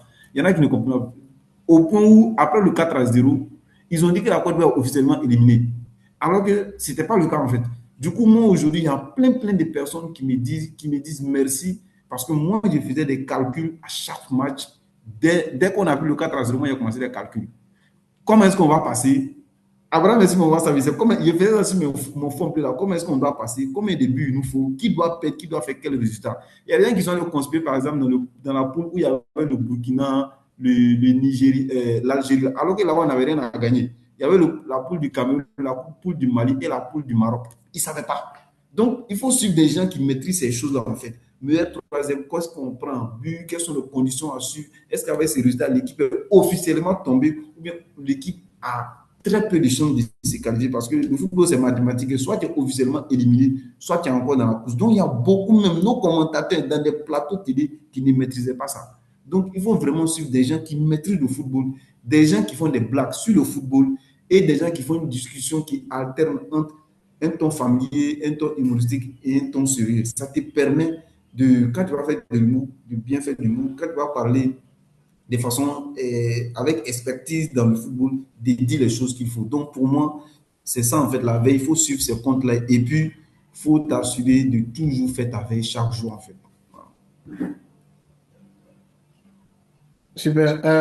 Abraham? Pour la veille, tu as un mot à dire. Et Abraham, avant de te passer la parole, vous avez entendu Foulo insister sur le fait que la veille, c'est quelque chose de très important pour des personnes qui sont dans notre domaine. Donc, c'est avec plaisir que je vous annonce qu'il y a une plateforme qui a été conçue par Big Five qui s'appelle La Veille, une plateforme qui va vous permettre d'avoir accès à plusieurs campagnes en fonction des pays, en fonction des axes et en fonction des secteurs d'activité. Donc, la présentation de cette plateforme aura lieu le 21 mai à partir de 18h30 en ligne. Donc, il y a, mon équipe va mettre le lien d'inscription à cette présentation-là dans le chat. Donc, pour des personnes qui ont bien envie de participer à cette présentation, voir toute la puissance de cet outil-là, comment il va vous aider. Donc, vous pouvez cliquer sur le lien qui sera mis en commentaire tout à l'heure par l'équipe. Voilà, merci. Foulo, merci encore pour ce que tu viens de dire. Abraham, est-ce que tu as quelque chose à ajouter par rapport à ce que Foulo a dit, puisque nous sommes déjà à la fin, c'est vos dernières interventions.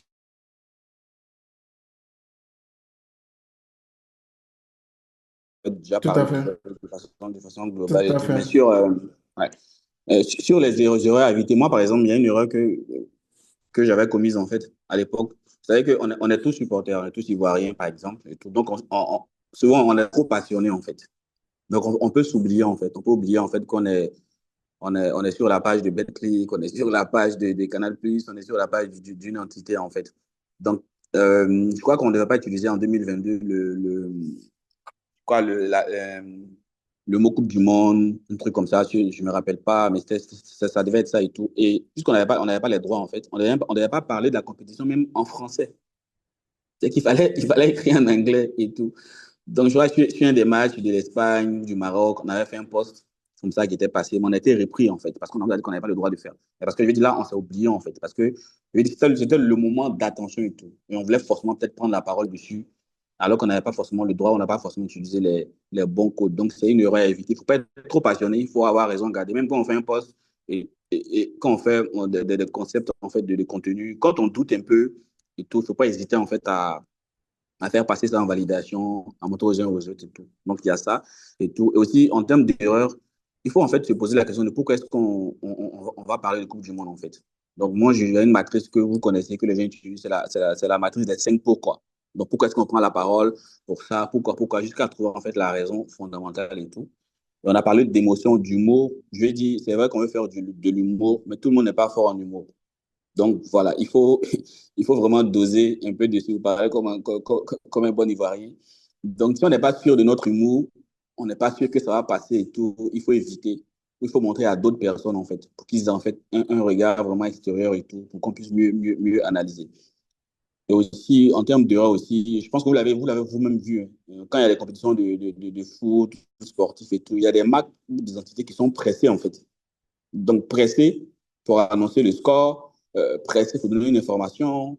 J'ai même vu des grandes marques même voilà, qui ont préparé des posts en amont parce que souvent, on n'est pas forcément devant notre machine, en tout cas pour ceux qui sont dans le social media management. Donc, on veut préparer les templates en amont. On sait que le match, peut-être c'est 2-0, il reste 5 minutes. Donc, bah, pourquoi attendre à la fin du match? Je programme mon truc et puis voilà, puis je m'en vais en fait.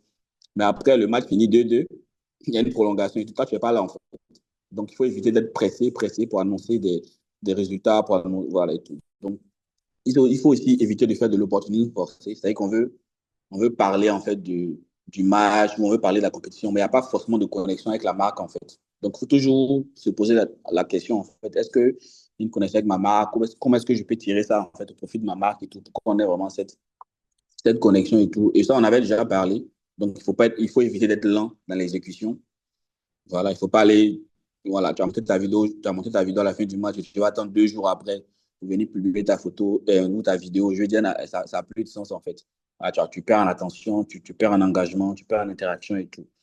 Et aussi, il ne faut pas aussi négliger des réseaux comme TikTok. Je sais qu'il y a des marques peut-être qui n'ont pas encore compris ou qui sont réticentes en fait à aller sur TikTok et tout. C'est des éléments en fait qu'il faut pouvoir intégrer aussi et tout. Donc, c'est un peu ça, globalement. Mais en termes de veille, je pense que dans le métier dans lequel on est, je sais pas, je vais dire, c'est la base, en fait. Donc, il faut faire de veille. Il faut avoir nous, on a des groupes de veille, des groupes WhatsApp et tout. On fait des rapports. Il y a des entités qui font des rapports et tout. Mais au-delà de ça aussi, il faut avoir un œil extérieur. Donc, solliciter des cabinets comme Big Five ou d'autres personnes, d'autres entités, en fait, qui font de la veille, en fait. Parce qu'on a besoin de ça. On a besoin de data, on a besoin d'insights et tout, de voir les bonnes pratiques, de voir ce qu'il ne faut pas faire et tout. Donc, tout ça, ça inspire et ça nous pousse, en fait, tous vers le haut, en fait. Voilà. Donc, quand on est BetClick, quand on regarde ce que fait OneXBet, quand on est Canal, on regarde ce que les autres font et tout, ça permet, en fait, de se challenger également. Ça permet de savoir, en fait, la tendance et tout. Donc, je vais dire, la veille, vraiment, c'est quelque chose, c'est la base, en fait. Donc, faites des veilles, et n'hésitez pas aussi à solliciter des cabinets aussi externes qui ont un œil un peu externe aussi sur ça pour de la veille et tout. Ouais. Donc, globalement, ça. Super, merci. Euh, pour ceux qui attendaient le lien pour l'invitation à la présentation de l'outil, il est disponible dans le chat. Euh, une autre technique pour faire de la veille, Fulo le sait, pour les gens qui sont dans le live, qui n'ont pas de compte Twitter pendant la Coupe du Monde, créez-vous un compte Twitter. Parce que dans le monde entier, les gens ont la culture d'interagir sur des matchs avec le hashtag des matchs. Donc, vous pouvez ne même pas avoir un écran de télévision devant vous. Il vous suffit juste d'avoir le hashtag du match et je vous assure que vous aurez toutes les informations. Moi, je suis fondateur d'un média sportif, le média a 10 ans aujourd'hui. À l'époque, j'avais un compte qui s'appelait Tir au but. Bon, avec les responsabilités, j'ai abandonné ce compte-là. Mais les gens se posaient la question, mais toi, tu es où? Et puis, tu as tout le temps les informations sur tous les matchs, en fait. Donc, les hashtags, c'est très Yannick, important. Yannick, Aujourd'hui, excuse-moi, il y je a... te coupe une Oui? minute. Je vais basculer sur mon téléphone parce que j'ai envie de dire un truc avant de quitter pendant que je suis dans mon taxi. Ok, d'accord, pas de souci. Donc, c'est très important de suivre les matchs avec les hashtags parce que il y a beaucoup de les temps forts, les anecdotes, les réactions, les mèmes. Donc, il y a plein de trucs que vous pouvez retrouver pour vous inspirer. Parce que sachez, quand vous devez il y a beaucoup de personnes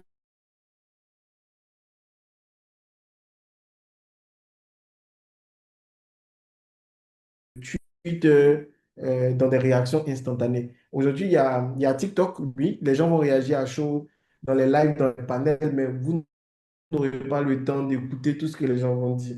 Mais les gens, même si c'est un match d'un pays africain, les gens dans le monde entier sont très réactifs pour vous faire sentir les mêmes, les temps forts, les captures vidéo, ce genre de choses. Donc, c'était vraiment pour attirer votre attention là-dessus. On va terminer avec Loïc, en attendant que Fulo se connecte pour son mot sur la veille également. Oui, Loïc, tu as quelque chose Moi, à ajouter par rapport à la veille?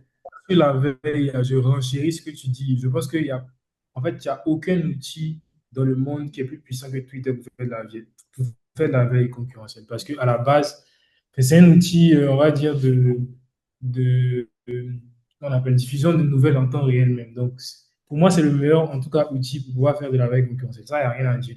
Maintenant, en dehors de ça, bon, tu as tout ce qui est meta-ads, librairie. Nous, ce qu'on fait, ce que moi j'ai l'habitude de faire aussi, c'est de travailler avec un cabinet qui me fait la veille concurrentielle en temps réel. On crée des groupes WhatsApp, etc. Ils nous envoient les contenus de tous nos concurrents ou même des gens qui ne sont pas forcément nos concurrents, mais qui sont pertinents dans notre secteur. Ils nous envoient les infos en temps réel dans le groupe WhatsApp, que ce soit sur le digital, en télé, en radio, 4 par 3, etc. Et à la fin du mois, il me fait un rapport complet de tous ces contenus. En fait. Donc, ce qui me fait que j'ai une bonne base de veille concurrentielle chaque jour et chaque fin de mois. Quoi. Donc, pour moi, c'est deux choses parce que les autres ont déjà tout dit. Mais Twitter, franchement, les gars, moi, je vous encourage à être sur Twitter parce que c'est une vraie mine d'or, en tout cas pour les contenus. Ouais, j'aimerais renchérir surtout veille sur des temps forts à chaud surtout. Voilà, c'est surtout ça que je voulais, sur ça que je voulais insister. Si vous voulez avoir des informations en temps réel sur une activité, surtout dans le cadre de la Coupe du Monde, si vous voulez avoir des avis à chaud, des contenus à chaud pour avoir de l'information sur un match, parce que bien évidemment, l'idée n'est pas d'aller regarder seulement que le score, mais de regarder tout ce qui a tourné autour pour voir par rapport à la marque sur laquelle vous êtes, comment vous pouvez surfer. Parce que il y a des détails sur lesquels vous ne pouvez pas forcément surfer, mais vous pouvez avoir des mèmes, des captures, une information, une anecdote sur le match qui vous permettra en fait de surfer en fait. Voilà. Est-ce que Foulo est revenu? Je ne sais pas. Ok, d'accord. On a terminé. En tout cas, merci à Abraham, merci à Loïc. Donc, en attendant que Foulo se connecte, on va prendre vos questions. Donc, s'il y a des personnes qui ont des questions, veuillez appuyer sur le bouton lever la main. S'il y a des personnes qui ont des questions, veuillez appuyer sur le bouton lever la main pour qu'on puisse savoir que vous avez une question. Ou à la limite, vous posez votre question directement dans le chat, en fait.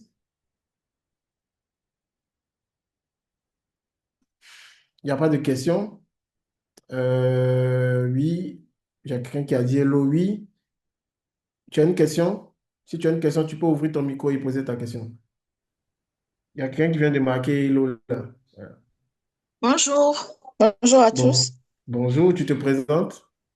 Je m'appelle Yvette Amouzou, je suis social media manager. Merci pour cette séance. Je suis venue en retard, mais j'ai une question. Je voudrais savoir si l'actualité de la Coupe du Monde, est-ce que ça s'applique à toutes les niches? Je vais dire les niches sérieuses, entre griffes, pour dire peut-être au secteur de la médecine, pour un cabinet, par exemple, d'ophtalmologie. Ben, moi, je te réponds oui, hein, mais je vais laisser déjà euh, mes confrères répondre. Mais oui, en tout cas, pour moi, c'est un oui. Loïc, Abraham, vous avez une réponse pour Yvette? Moi, personnellement, je dirais non. Je dirais non. Je sais qu'on ne va pas être d'accord sur ça, mais moi, je dirais non. Bon, moi, moi, mon expérience, en tout cas, m'a jamais permis de travailler sur des marques plutôt corporate, sérieuses, parce que bon, c'est un peu d'entertainment. Mais je dirais non, en fait, parce que souvent, je pense que l'erreur que les social media commettent, c'est de se dire que, OK, comme il y a un événement qui suscite énormément d'engouement, il faut qu'on puisse communiquer dessus. Alors que peut-être que ta marque n'est pas forcément alignée avec l'événement en question, etc. Donc, personnellement, je dirais non. Mais après, ma réponse n'est pas parole d'évangile. Bon, je pense que c'est Abraham, ton moi. avis sur la question? Je pense que c'est moi. Et moi, je vais couper la barre en deux. Donc, c'est oui et non. Donc, c'est pourquoi je disais, en fait, c'est pourquoi j'ai parlé, en fait, de la matrice des cinq pourquoi, en fait. Donc, si on est un cabinet dentaire, en fait, pourquoi on veut prendre la parole, en fait, sur la compétition? Donc, vraiment, il faut vraiment répondre à cette question pour trouver, en fait, pour moi, mieux se recentrer. Après, comme je l'ai dit, on n'est pas obligé, en fait, forcément de prendre la parole sur la Coupe du Monde et tout, mais on peut le faire. Ça peut être pertinent même pour un cabinet dentaire, par exemple, de prendre la parole, parce que déjà, c'est faut trouver l'axe, en fait. Donc, quand je parlais d'axe, on est supporter. Donc, si c'est un cabinet ivoirien, si on est ici, on peut supporter et tout. Mais après, il faut pouvoir faire le lien avec notre marque.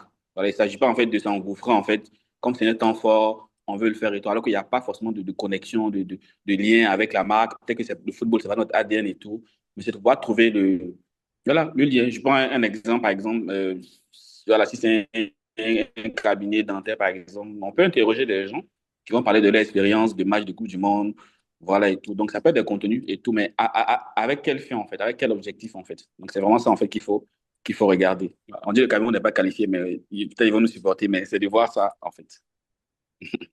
D'accord. Moi, je vais me justifier. Moi, je dis oui parce que la Coupe du Monde, c'est un peu comme la Tabaski, la Noël et tout ça. Donc, c'est un temps fort commercial. Comme on peut le remarquer, tout ce qui est temps fort en termes de marketing, nous, on le récupère toujours pour faire un temps fort commercial. Et vu que c'est un temps fort commercial, c'est une période. Donc, au cours de la période, il peut avoir une promo, il peut avoir une offre spéciale.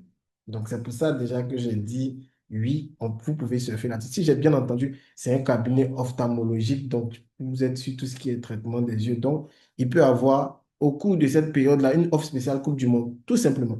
Donc, te dis que au cours de cette période-là, il y a une promo ou il y a un pack spécial. Donc, c'est à vous de travailler sur le packaging, en fait, de cette offre-là.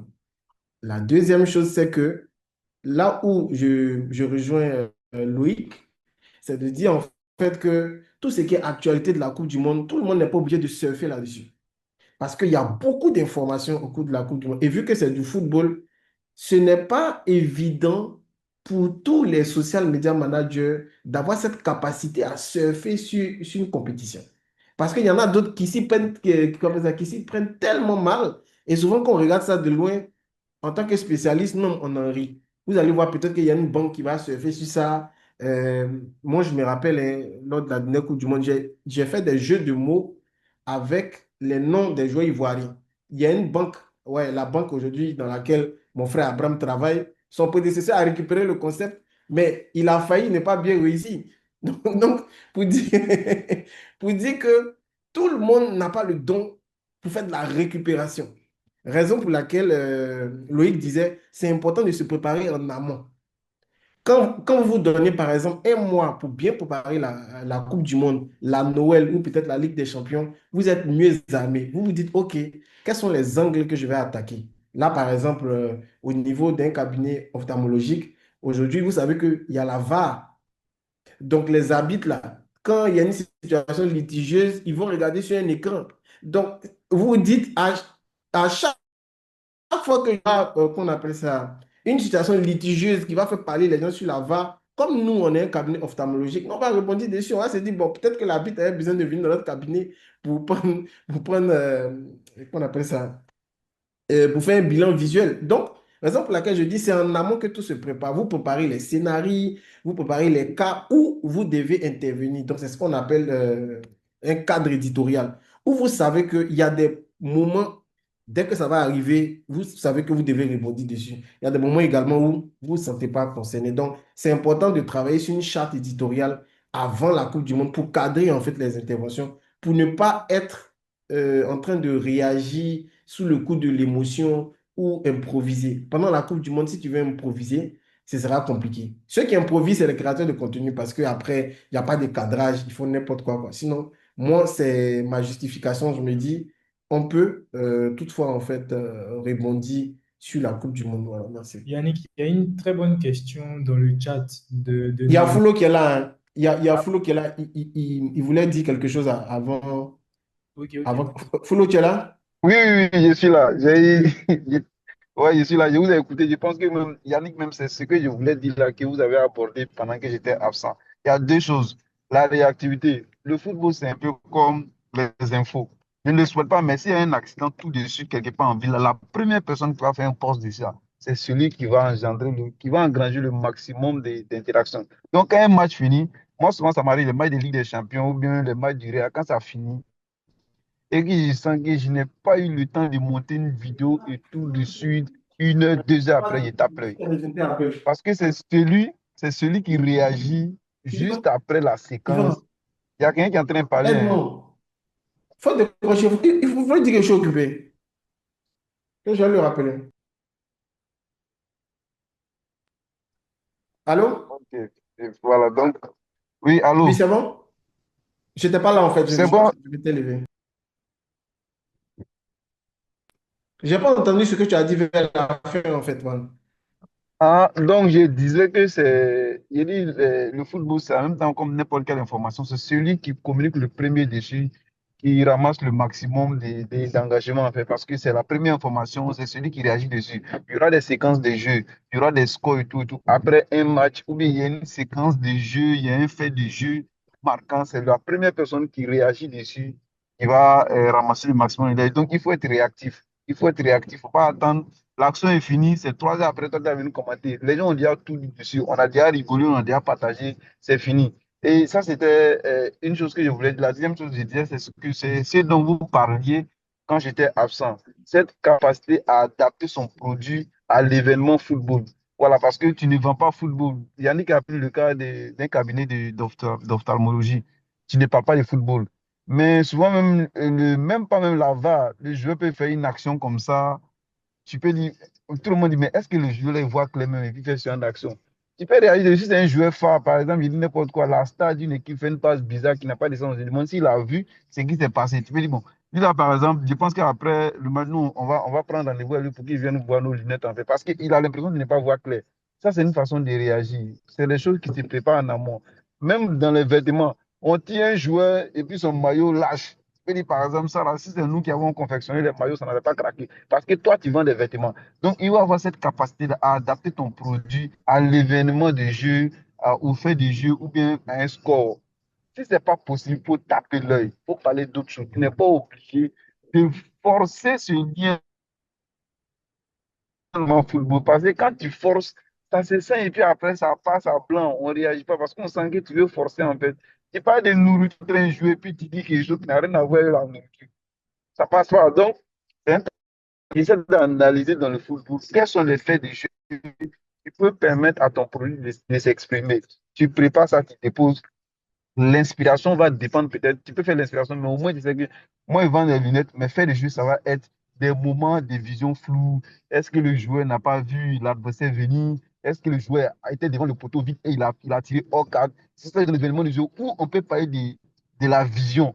Moi, ici, dans le vêtement, moi, je suis dans les vêtements, moi, je suis dans la santé, moi, je suis dans la musculature et tout et tout. Je vais parler des événements physiques. Est-ce qu'il y a un joueur qui est physique? Est-ce qu'il y a un joueur, dès qu'on le tape, Amad Diallo, comme ça, dès qu'on le tape, il tombe. Tu vois, donc il est fort physiquement, il n'est pas imposant. C'était pareil avec Karim Konaté. Donc, tu regardes tout ça et puis tu adaptes ton travail en amont parce que tu es une marque qui n'improvise pas. Tu n'improvises pas. Nous, les créateurs de contenu, on se lève le matin, on fait un post, ça a du sens, ça n'a pas du sens. Nos abonnés vont venir charger. Voilà. Donc, ce travail à faire et puis être réactif. S'il vous plaît, si vous ne pouvez pas regarder les matchs, allez sur Twitter, tapez le hashtag et puis assurez-vous d'avoir l'abréviation des pays. La FIFA a une charte pour ça, l'abréviation des pays. Côte d'Ivoire, par exemple, c'est CIV. Cameroun, c'est CMR. Donc, quand il y a un match Côte d'Ivoire-Cameroun, on va faire hashtag CIV, CMR. Si tu cliques sur ça, tout ce qui se dit sur le match, tu vas voir sur Twitter. Twitter est un puissant moteur de veille. Voilà, c'est ce que je voulais dire. Puis bon, je suis dans le véhicule, je vous suis s'il y a quelque chose à dire, je vais lever la main. Super, merci. Et puis, pour enchérir, c'est ce que tu as dit, tout se prépare, quoi. Tout se prépare. Pour le petit exemple, j'ai un de mes cadets qui vendait des casques et des écouteurs. Mais pendant les Coupes du Monde, là, lui, c'est son moment idéal, quoi, parce qu'on sait tous que les footballeurs, là, quand ils rentrent dans le vestiaire, ils sortent du vestiaire, ils ont des écouteurs, ils ont des casques. Donc, il aime bien rebondir dessus pour dire que, bon, si vous voyez ce casque-là, moi, je vends ça. Donc, pour ceux qui ont besoin de ça, voilà. Donc, c'est des choses qui se préparent en amont. Et mieux on est préparé, on est plus réactif parce on connaît les moments dans lesquels on peut prendre la parole. Et c'est ce que j'ai appelé une charte éditoriale. On a une charte éditoriale pour chaque compétition, pour chaque grand moment de l'année, en fait. Voilà. Oui, Abraham. Oui, On a pour aller dans Emmanuel le même sens, Ayer. Nous avons pour aller dans le Emmanuel même sens Ayer qui veut poser une question.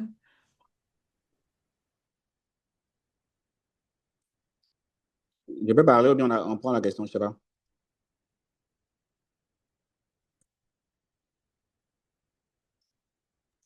Je vais Allô? Ok.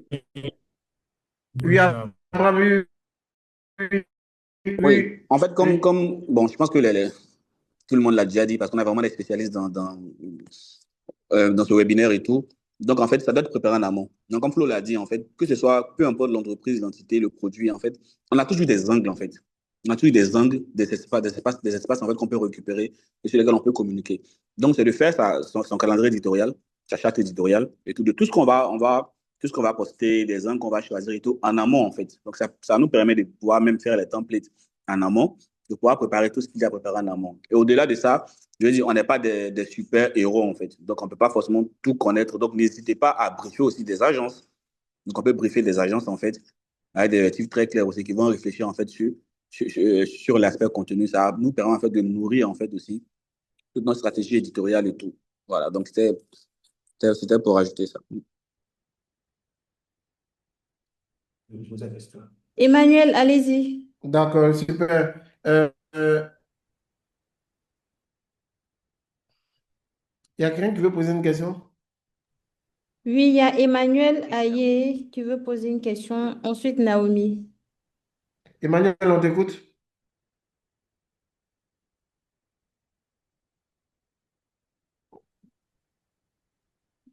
On va passer à Naomi Ok. qui a posé une question. Elle On va demande, passer à Naomi hein, parce que, il est déjà presque l'heure, en fait. oui, il y a Naomi qui demande comment surfer sur l'actualité de la Coupe du Monde si notre pays n'est pas sélectionné. Elle est du Cameroun. Ben, je pense qu'on on a... Elle est là depuis combien de temps? Les gars, je pense qu'on a parlé de ça, non? Ou je Oui, me oui, on a trompe? parlé de ça, hein. Je pense qu'on a parlé. Tu viens d'arriver. Est-ce qu'elle peut ouvrir son micro? Si elle ne peut pas ouvrir son micro, est-ce qu'elle peut répondre par le chat? Si elle vient d'arriver dans ce cas-là, elle aura l'occasion de réécouter le replay, quoi. Parce qu'on a épilogué dessus pendant plusieurs minutes. On a déjà parlé de ça, en fait. Voilà. Et tout ce qu'on a dit là, tout ce qu'on a dit tout au long de ce webinaire-là, peut être appliqué à tous les pays. On n'a pas forcément besoin d'être qualifié pour le mondial parce que qu'on soit qualifié ou pas, la Coupe du Monde est un moment de rassemblement et tout le monde est concentré là-dessus. Donc, ah oui, tu étais au travail. Non, il n'y a pas de souci. On va vous transmettre le replay juste à la fin, donc tu auras l'occasion d'écouter ça dans les détails. Est-ce que Emmanuel est là? Si Emmanuel n'est pas là, ce sera la dernière question et puis on va, on va libérer nos intervenants et vous également vous remercier. Est-ce qu'il y a une dernière question? Non, il n'y a pas de dernière question. Donc, Foulo, on va prendre ton dernier mot. On va prendre le dernier mot de tout le monde et puis on va boucler. Ok. Stéphanie et Kossi, vous pouvez déjà afficher le visuel du prochain webinaire pendant que Foulo est en train de parler. Foulo, je te passe la parole. Oh, le continent, on est désolé, hein. Donc il faut attendre 2032. Voilà. Ben, vous pouvez supporter la Côte d'Ivoire. Toi, du Cameroun n'est toi, le Cameroun n'est pas qualifié. Côte d'Ivoire est qualifié. Tu veux quel Cameroun encore? Côte d'Ivoire est déjà là. Il faut nous supporter, ma chérie. Voilà. Et c'est juste voilà, on l'a dit, hein, comme Yannick a dit, vous pourrez le voir dans le replay. Sincèrement, aujourd'hui, nos Ah interventions oui, n'ont pas pardon. été Moi, par rapport. spécifiquement. Qui est en train de parler là-bas encore? Emmanuel, toi, ton pays n'est pas qualifié. Donc, je disais que les interventions qu'on a eues aujourd'hui, ce n'était pas spécifique à des pays, en fait. On a dit de façon générale comment est-ce qu'on peut capitaliser sur la Coupe du Monde.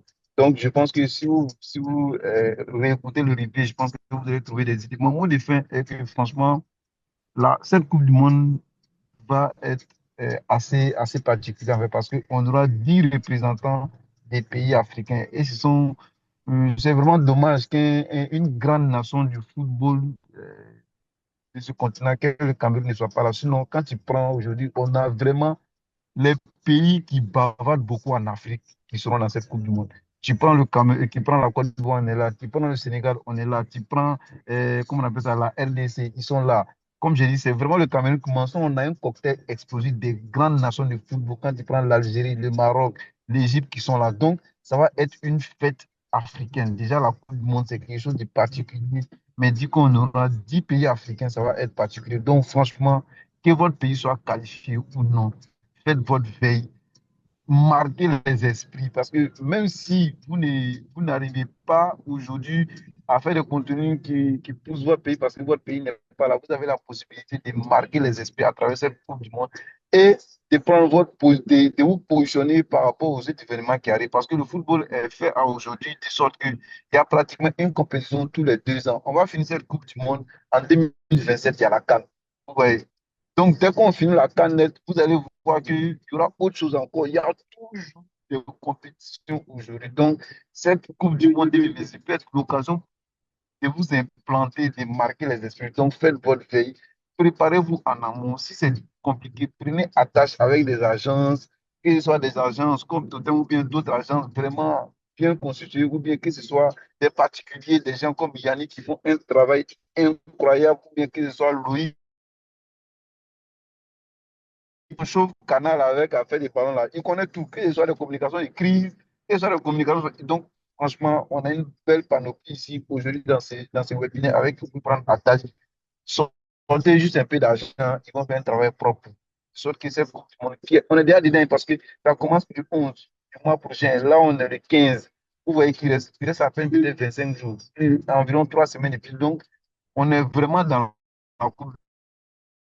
Donc, préparez-vous et assurez-vous de capitaliser, de faire le maximum de force, de vraiment faire de l'engagement, de vendre vos produits, d'être malin, de tirer parti. Vous n'êtes pas obligé de faire 15 postes, vous n'êtes pas obligé de faire un poste chaque jour. Vous pouvez faire des postes impactants. Dès que vous envoyez boum, ça fait un boom. Vous prenez votre temps, vous réfléchissez en gros. Dès que vous envoyez en gros, parce que vous avez fait un travail en amont, parce que vous avez bien travaillé votre humour, parce que vous avez bien travaillé votre approche, parce que vous avez bien travaillé votre analyse, parce que vous avez bien préparé votre canal, votre campagne, parce que vous avez bien préparé votre concept, ça fonctionne. C'est ce que je voulais dire. Et nous, on est les créateurs de contenu philosophe. Si vous avez besoin de nous, on est là, vous ajoutez un peu d'argent, ça propre pour vous.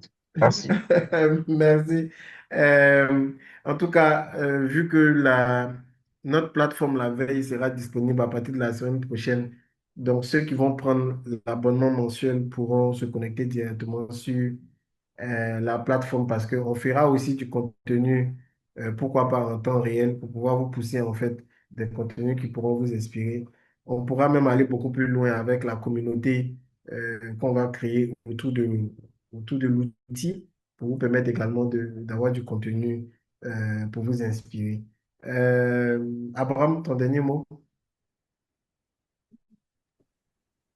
En tout cas, merci à tous les intervenants, merci à tous ceux qui nous suivent et tout. Je pense que moi, pour finir, comme on l'a dit tous, en fait, ou comme l'a dit Yannick, en fait, c'est un temps fort, en fait. Donc, la Coupe du Monde, c'est un temps fort, c'est un temps marketing, en fait. C'est une opportunité qu'il ne faut pas manquer.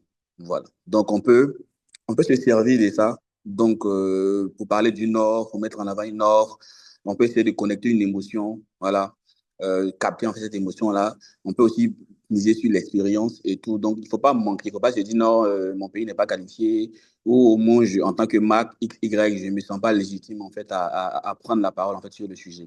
Il faut prendre la parole sur le sujet. Il faut le rappeler. C'est une Coupe du Monde qui est vraiment particulière. Je crois que c'est une quarantaine d'équipes. On a 10 équipes africaines. Et qui sait, peut-être que c'est cette année qu'une équipe africaine va remporter le mondial. Et imaginez en fait que vous passiez en fait à côté de ça parce que vous avez décidé tout simplement de ne pas communiquer ou vous vous êtes senti peu légitime en fait. Donc il faut y aller, mais ça demande de la préparation. Et là, Loïc a insisté dessus. Je pense que ça demande de la préparation. Il faut se préparer en amont. Tout ce que vous voyez, toutes les marques qui prennent la parole, je vais dire, c'est des éléments préparés en fait. Vraiment rien n'est fait vraiment au hasard et tout. Donc, c'est de la préparation, c'est de réfléchir en équipe projet sur tout ce qu'on peut faire, sur les angles qu'on peut aborder, sur comment est-ce qu'on peut mettre en avant notre offre, notre produit, sans oublier qu'à la fin de tout ce qu'on fait là, c'est pour gagner de l'argent. Donc voilà, il faut avoir un objectif aussi business qui soit concret. Si on fait des choses belles, de jolis visuels et tout, mais à la fin, je veux dire, il y a pas d'argent ou il n'y a pas d'impact en termes d'image de marque, je veux dire, ça sert à rien en fait, c'est le budget qu'on aura gaspillé. Donc se préparer, avoir un objectif très clair. Au niveau de la préparation, il ne faut pas hésiter à briefer des personnes. Je pense que voilà, Yannick, il le sait. Nous-mêmes, on l'a déjà briefé voilà, dans le temps sur des campagnes spécifiques, sur des trucs. Parce que c'est important d'avoir aussi un regard extérieur, en fait. Voilà, donc des personnes qui peuvent réfléchir sur des concepts, qui vont nourrir, en fait, tout vos calendriers éditorial. Donc, il faut pas, en fait, aller comme ça, je vais dire, comme on va à la plage et tout. Il faut vraiment se préparer, voilà, tout caler en amont. Et ça nous permettra, en fait, de pouvoir, en fait, avoir de l'impact et tout. Voilà. Donc, moi, c'était ça. J'espère qu'on a répondu à l'ensemble de vos questions et tout. Et Full aussi. Donc, en termes d'expérience et tout, des créateurs de contenu, il faut pas hésiter, en fait, à avoir des créateurs de contenu qui soient pertinents pour vous, voilà, pour votre entreprise, pour votre marque. Nous, on l'a déjà fait avec des créateurs, on l'a fait avec Fullo à plusieurs reprises également pour capter en fait, cette expérience. Donc, c'est des leviers, en fait, que vous pouvez activer et tout. Et voilà. Bonne Coupe du Monde à tout le monde et que chacun puisse tirer profit, en fait, de cette aventure-là. Super. En attendant de passer la parole à Loïc, vous voyez, même nous-mêmes, Big Five, en tant que cabinet, nous, on surfe aussi sur la Coupe du Monde parce que vous voyez, on a une série de webinaires euh, pour personnes du secteur de la communication digitale, de mieux préparer la Coupe du Monde. Et par derrière, nous plaçons également, nous parlons de notre plateforme La Veille, dont on fera le lancement la semaine prochaine. Donc, pour dire qu'en fait, c'est une opportunité, c'est un prétexte commercial. Donc, mais il faut préparer ça en amont, en fait. Donc, pour la petite information, le lundi, on a le deuxième webinaire concernant la Coupe du Monde où on va parler beaucoup plus d'investissement publicitaire. Donc, comment rentabiliser et tirer profit de la Coupe du Monde à travers les publicités display, et comment il faut mieux se préparer dès maintenant. Et on aura l'occasion de vous expliquer. Je serai avec Nouroudine Akinocho, qui est spécialiste en publicité digitale. Et on aura l'occasion de vous montrer comment dépenser moins, optimiser votre budget pour tirer profit de monde. Loïc, ton dernier mot et on va clôturer la séance. Merci. Moi, déjà, merci à Big Five pour l'opportunité. Merci à tous ceux qui ont participé, que ce soit Foulou, Abraham, etc. Et à tous les participants aussi pour vos questions. J'espère que vous avez passé un bon moment. Comme Foulou l'a dit, nous, on reste ouvert. Si vous avez des préoccupations, etc., on est ouvert à répondre à toutes ces préoccupations-là. Moi, j'ai pas grand-chose à rajouter. Je pense que Foulou et Abraham ont déjà tout dit. Yannick aussi vient de dire. Moi, mon seul clé, c'est anticiper l'anticipation. Ce genre de moment, c'est ceux qui anticipent, c'est eux qui gagnent vraiment, quoi. Mais à part ça, j'ai pas grand-chose à rajouter. Donc, voilà, merci beaucoup. Ok, super. Donc, merci à tout le monde et puis portez-vous bien et rendez-vous le 21 pour le lancement de la plateforme La Veille, qui j'espère sera le meilleur outil pour vous pour faire de la veille. Voilà. Merci et puis portez-vous bien.